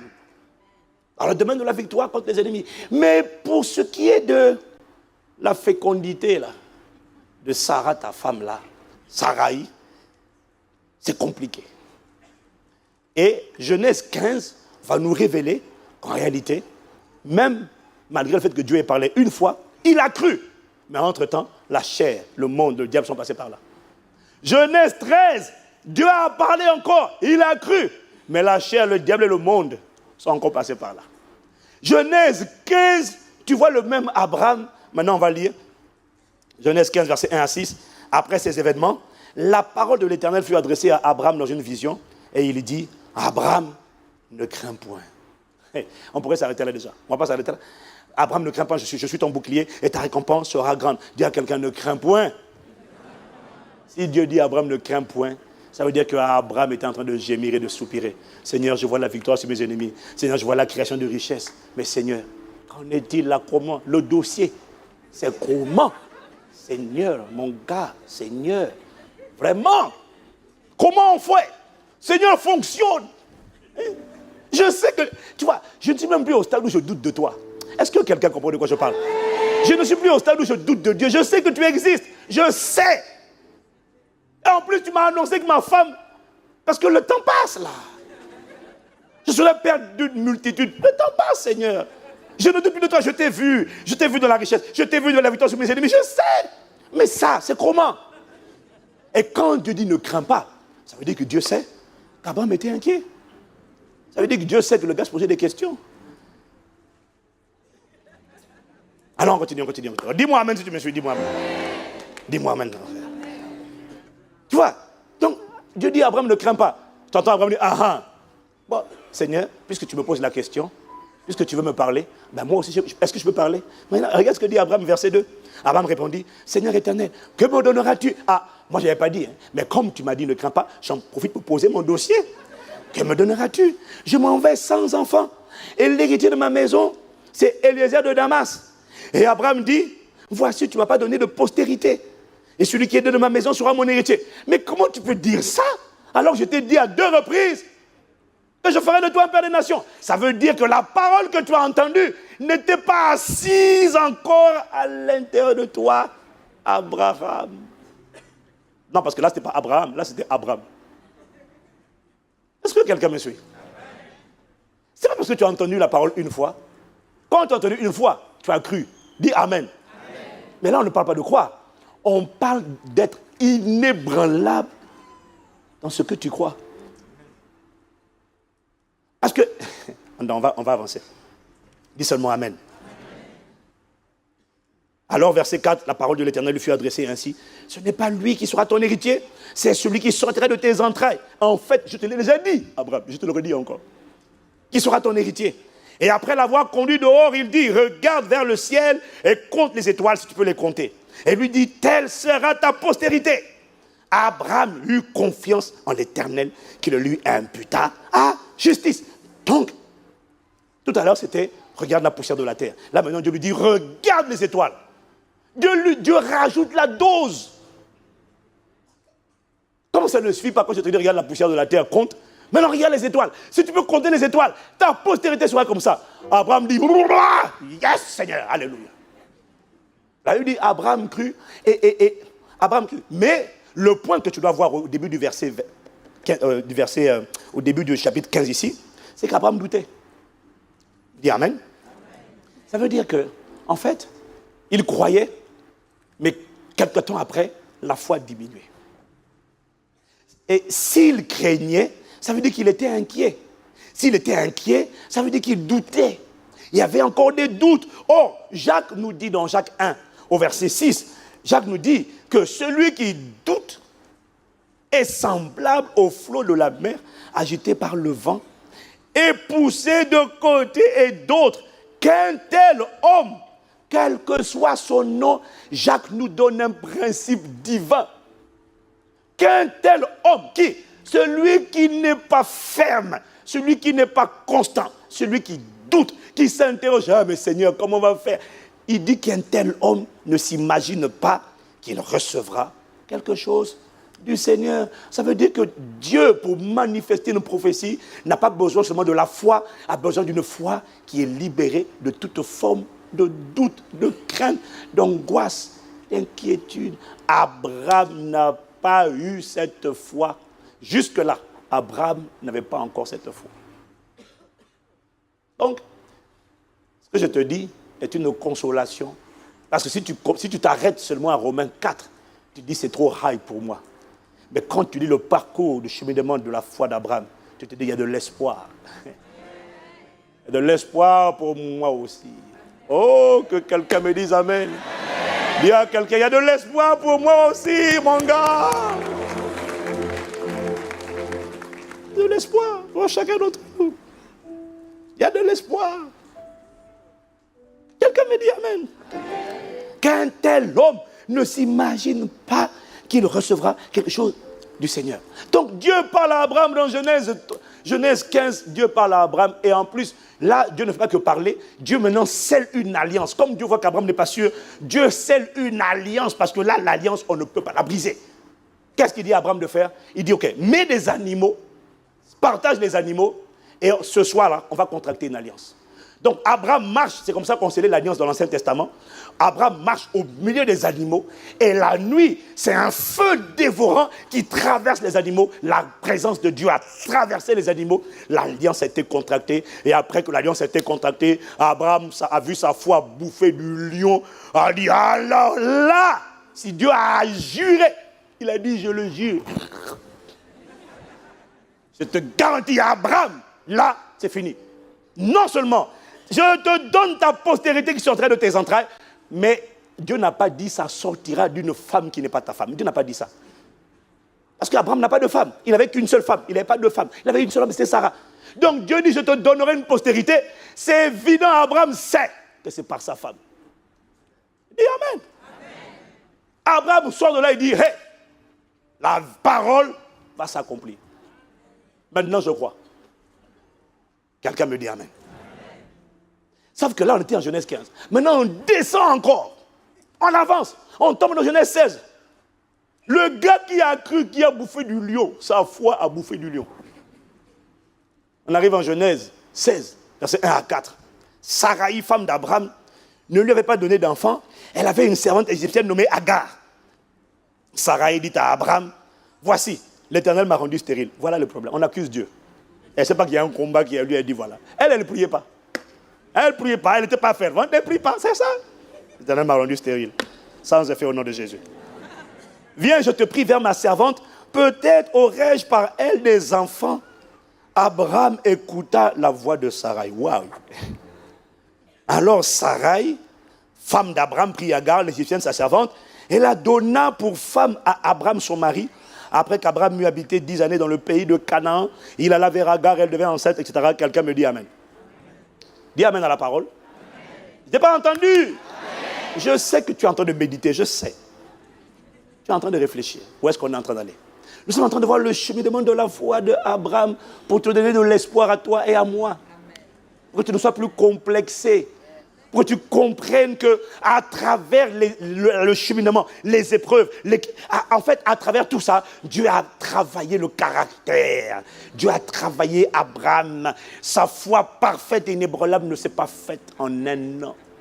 Non! Non! Non!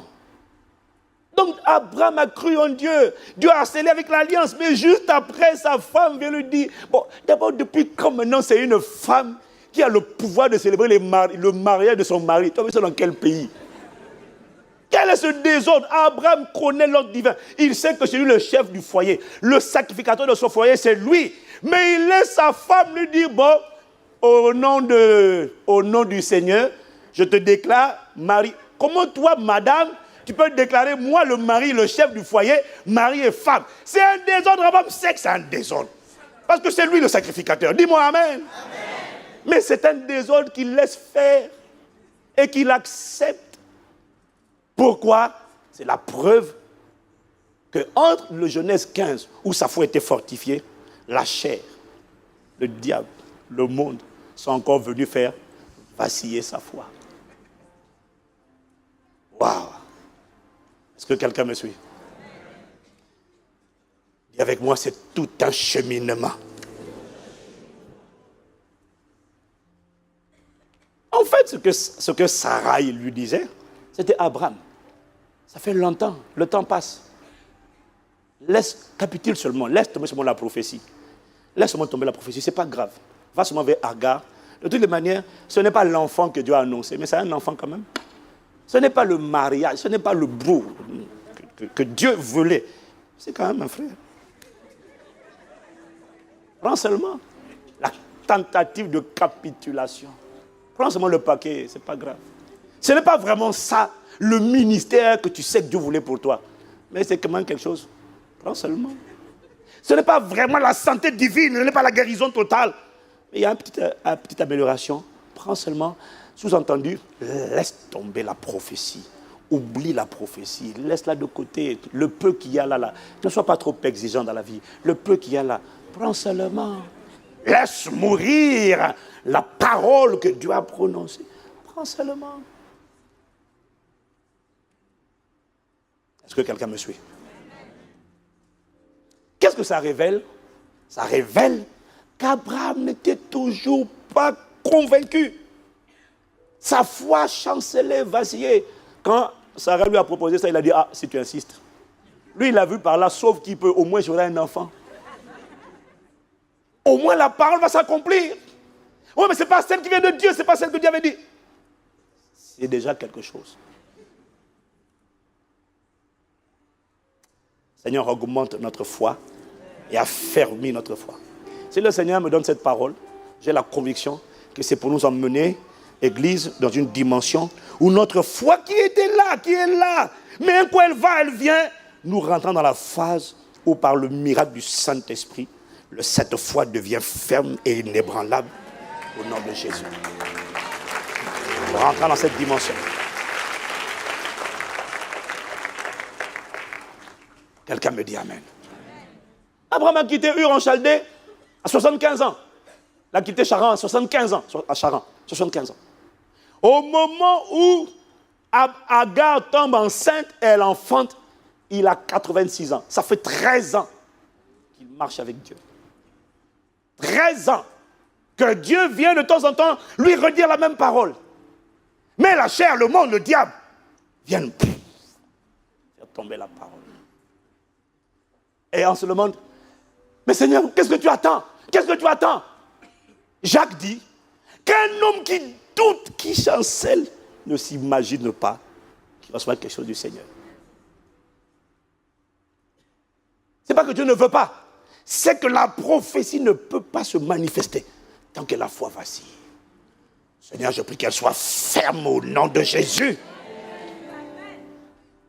Le grand Abraham, le père de la foi, n'a pas vu sa foi devenir parfaite. Non, ça a pris du temps. Non, ça a pris du temps.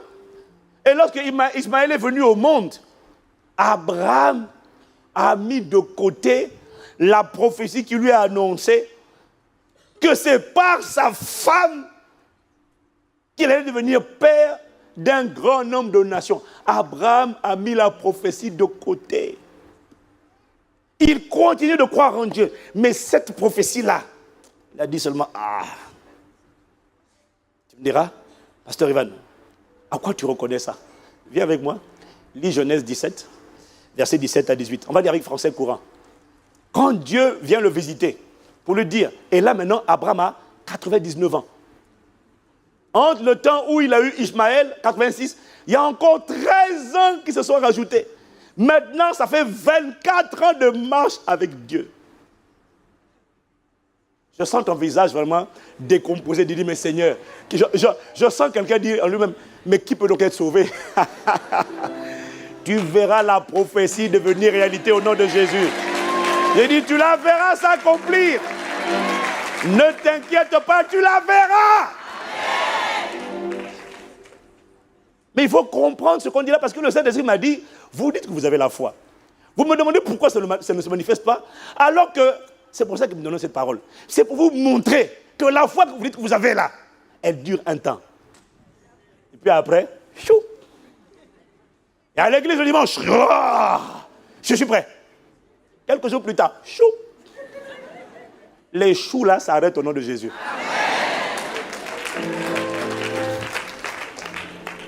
Est-ce que quelqu'un me suit? Si tu me suis, dis-moi un bon amen.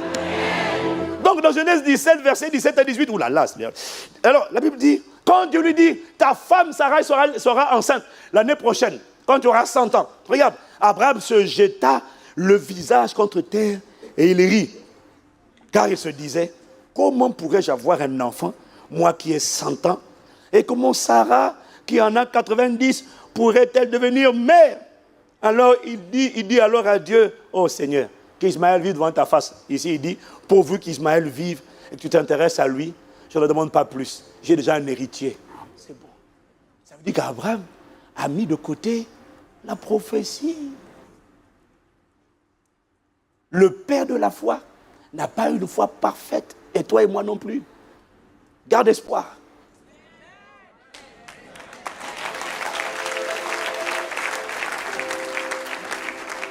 Pourvu qu'Ismaël vive et que tu t'intéresses à lui.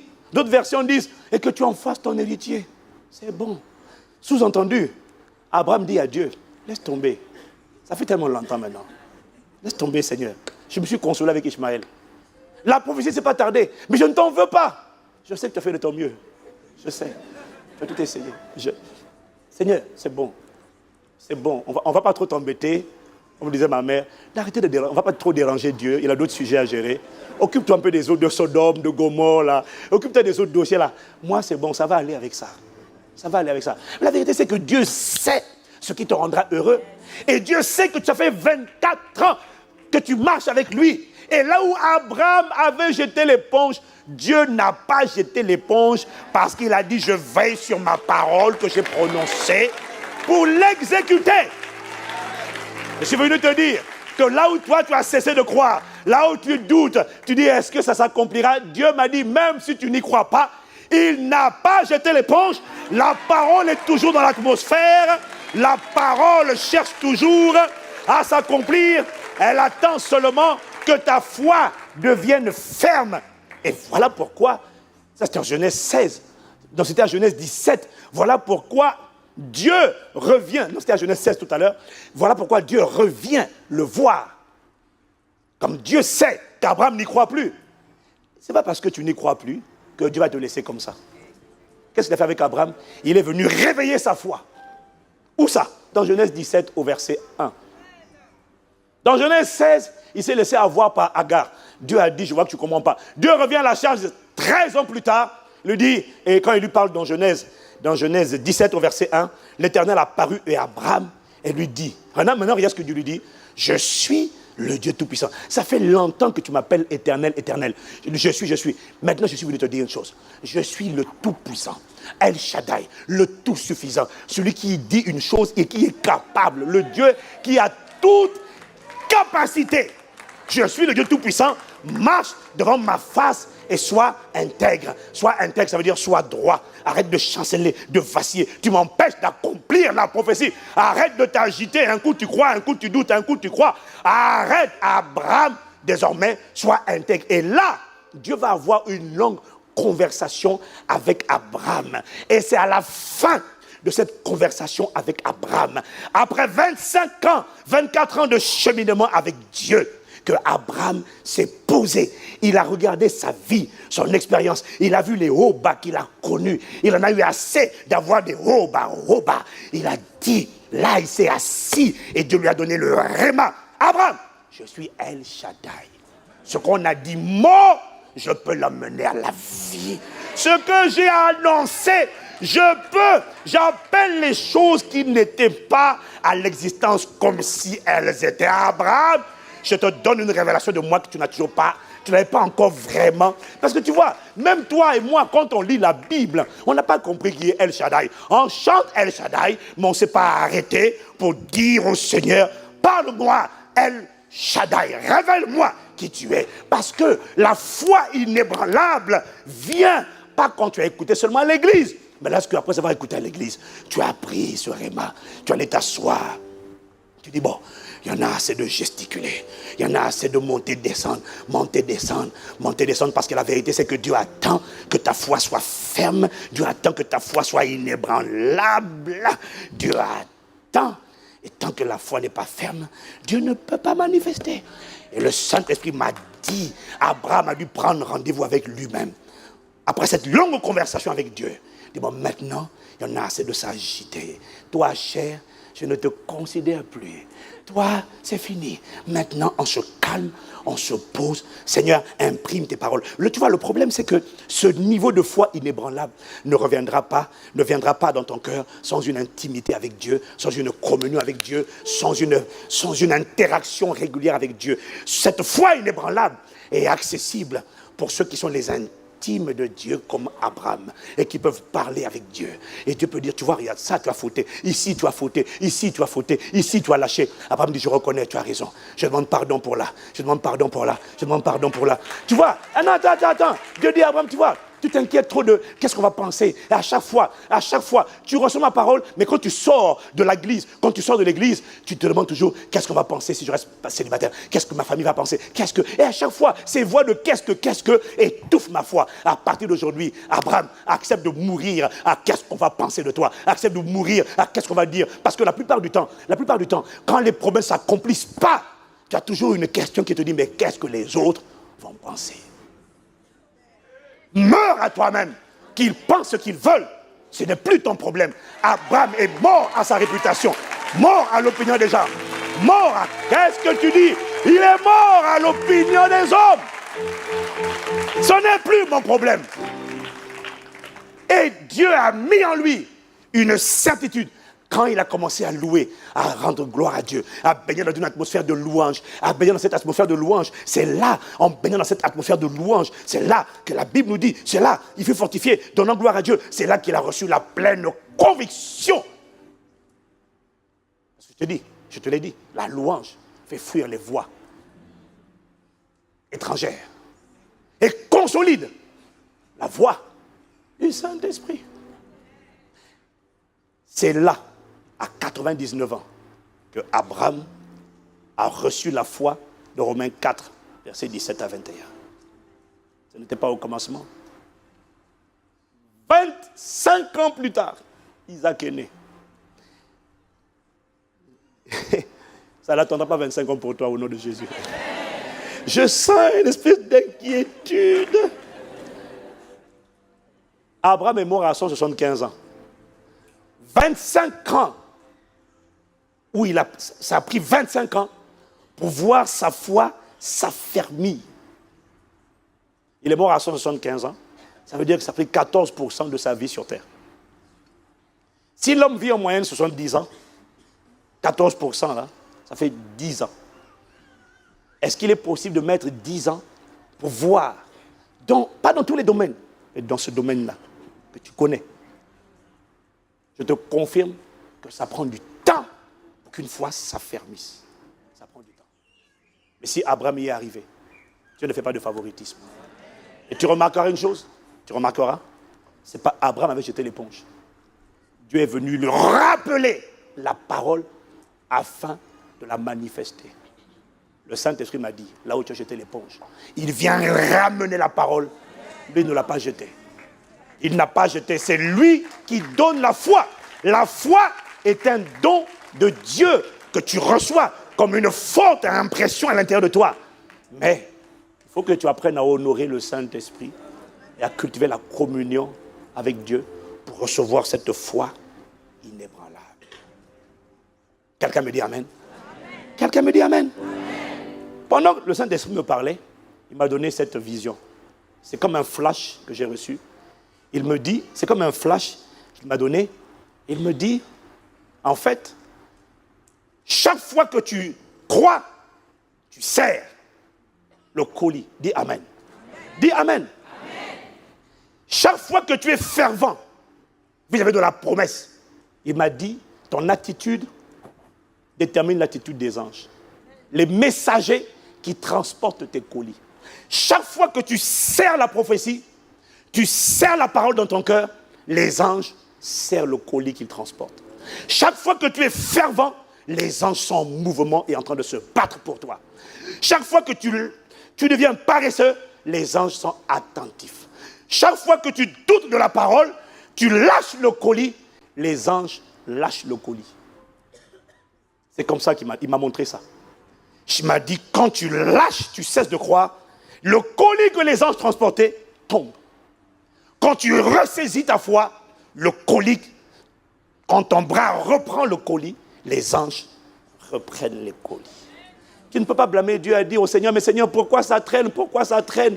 Parce qu'en vérité, tout dépend de ta capacité à toi à garder en tout temps, quels que soient les coups de la vie, quelles que soient les voies de la chair, quelles que soient les voies des démons, quelles que soient les voies du monde. Mais où est donc ton Dieu? Même si tu prends des coups, garde le colis. Même si tu prends des coups, garde le colis. Tant que tu gardes le colis et que tu es fervent et bouillant, les anges continuent de se battre et ils continuent de garder les colis dans leurs mains. Voilà pourquoi je crois qu'aujourd'hui, il y a une grâce spéciale dans cet endroit, de manière miraculeuse, pour affermir ta foi. De la même manière que c'est Dieu qui a affermi la foi d'Abraham et l'a rendue inébranlable. Ce ne sont pas les efforts d'Abraham. Si ce n'était que Abraham tout seul, il t'a montré combien de fois il a craqué. Mais la grâce de Dieu est venue sur lui. La même grâce vient aujourd'hui, tu vas te lever. Elle vient pour affermir ta foi. Tu ne sauras pas pourquoi ni comment, mais tu sauras qu'à partir d'aujourd'hui, comme Abraham, toi aussi, tu sauras que tu sauras que tu sauras. Et tu dirais désormais, je sais que je sais que je sais que je sais que Dieu donne la vie à celui qui était mort et il appelle à l'existence les choses qui ne sont pas comme si elles étaient.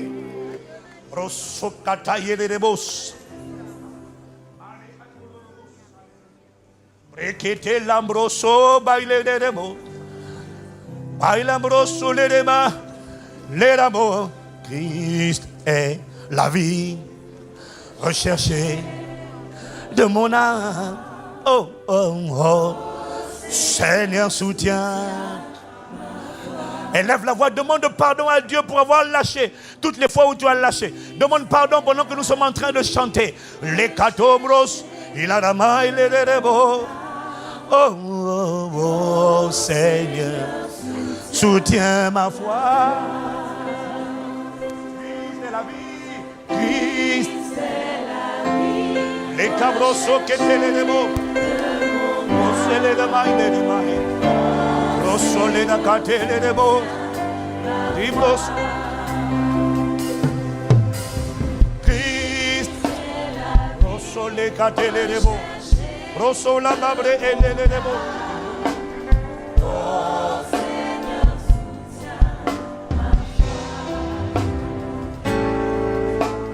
Christ est la vie recherchée de. Oh, oh, oh, Seigneur, soutiens. Christ est la vie. Je demande pardon pour toutes les fois où j'ai chancelé, où j'ai vacillé, où j'ai hésité, où je me suis inquiété. Pardon pour toutes les fois, Père, où j'ai douté. Je m'humilie. La foi est un don qui vient de Dieu. Par moi-même, j'ai essayé, je n'y arrive pas. Mais ce soir, cet après-midi, Seigneur, soutiens ma foi. Christ, Christ, Christ. Tu es la vie, auteur de ma foi. Et celui qui l'amène à la perfection. Oh, soutiens ma foi. Christ, Christ, tu es la vie. Mes sources sont en toi. Ma force vient de toi. Ma foi vient de toi. Mon audace vient de toi. Ma vigueur vient de toi. Mon courage vient de toi. Prends-moi, prends-moi, prends-moi, prends-moi. Prends-moi, Seigneur. Dieu, Dieu. Et c'est pas ta prends-moi, prends-moi. Fortifie ma foi. Tu as fortifié Abraham. Tu as rendu sa foi ferme. Tu l'as rendu inébranlable. Oh ma foi, par l'action du Saint-Esprit, inébranlable. Prends-moi, prends-moi. Tel que je suis, ne me laisse pas vaciller. Ne me laisse pas chanceler. Non, je t'en prie. Abraham aimait Dieu.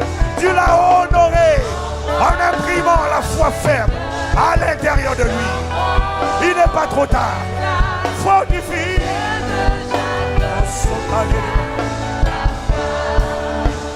Prends-moi, prends-moi, prends-moi. Prends-moi, tel que je suis. Je m'abandonne. Je te prie.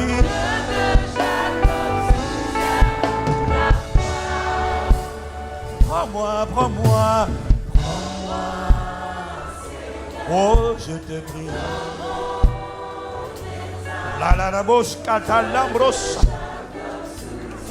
Pardon pour toutes les fois, Père, où nous avons chancelé, où nous avons douté. La foi est un don qui vient de toi. Elle vient de ce que tu imprimes ta parole, le son de ta voix, qui nous donne une certitude et une quiétude totale. Maintenant, par les compassions de Christ, imprime cette foi qui produit le repos. Imprime cette foi qui est morte. À que va-t-on penser de moi? Imprime cette foi audacieuse qui espère contre toute espérance.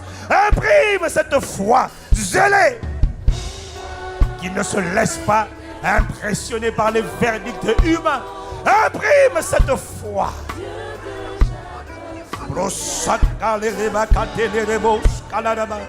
Imprime cette foi qui ne doute plus. Pourquoi elle ne doute plus?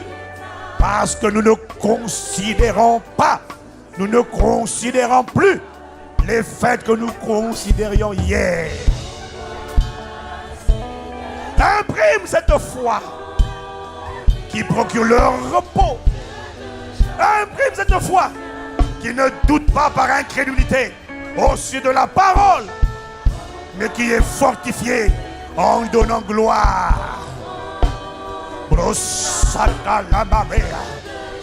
Je te rends grâce, je te donne toute la gloire de ce que la confusion ne sera pas mon partage.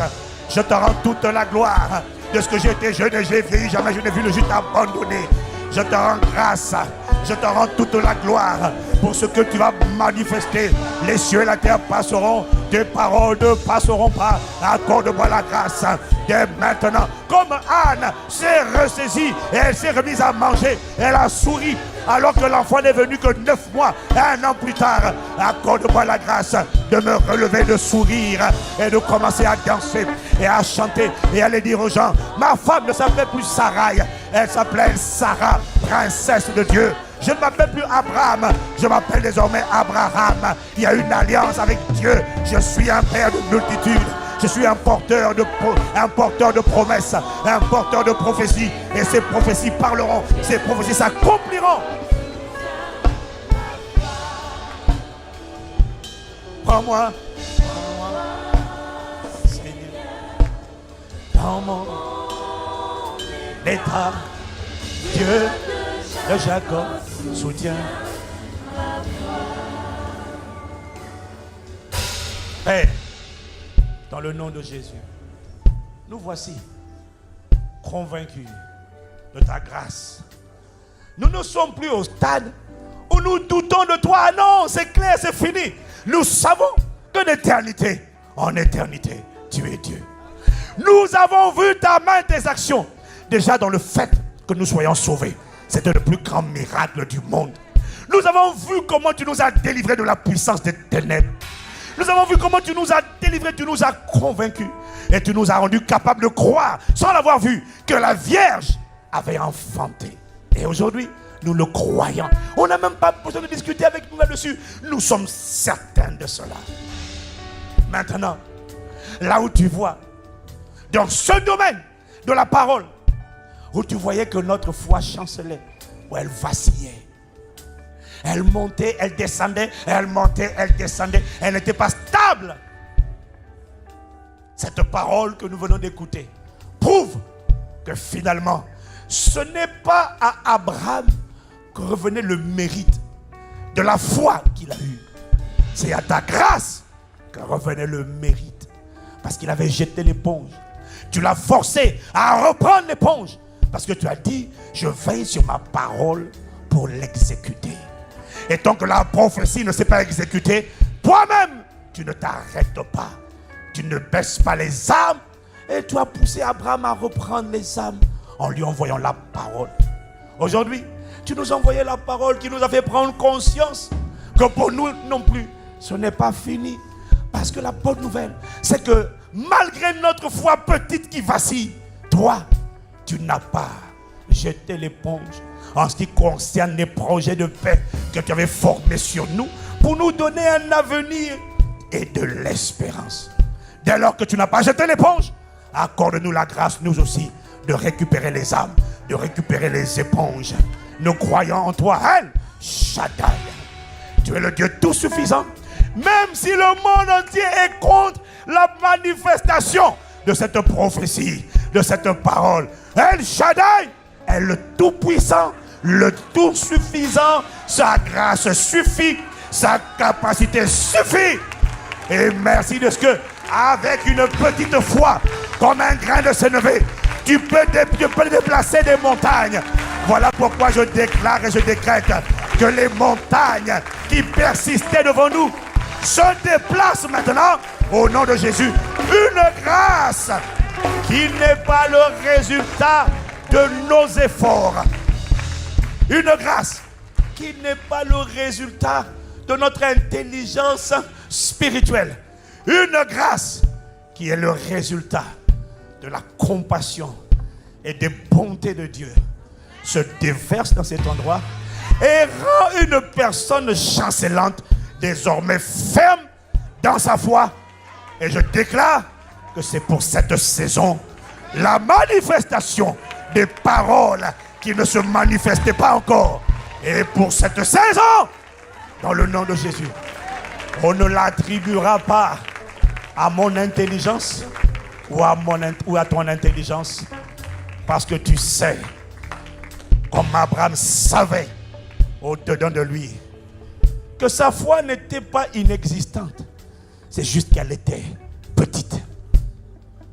Mais Jésus a dit, si vous avez la foi, même si c'est petit comme un grain de sénévé, et cette foi, par la grâce qui surabonde, nous rend tous capables de voir désormais nos cœurs apaisés et dans le repos, et de voir la manifestation des paroles qui retardaient. Désormais, les anges garderont les colis parce que nous garderons la parole, nous garderons la prophétie. Cela ne vient pas de nous, c'est le don de Dieu, c'est la grâce de Dieu. Dans le domaine où tu l'attendais, lève les mains. Dans le domaine où tu l'attendais, lève les mains. Reçois cette grâce. Au nom de Jésus. Reçois-la et acclame. Et acclame. Et acclame. Et acclame.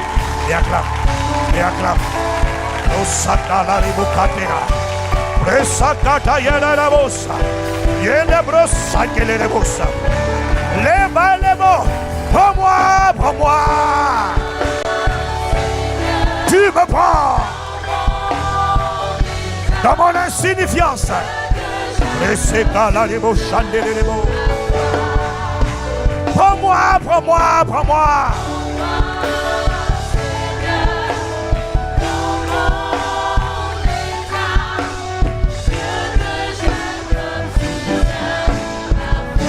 Prends-moi, prends-moi, prends-moi, prends-moi.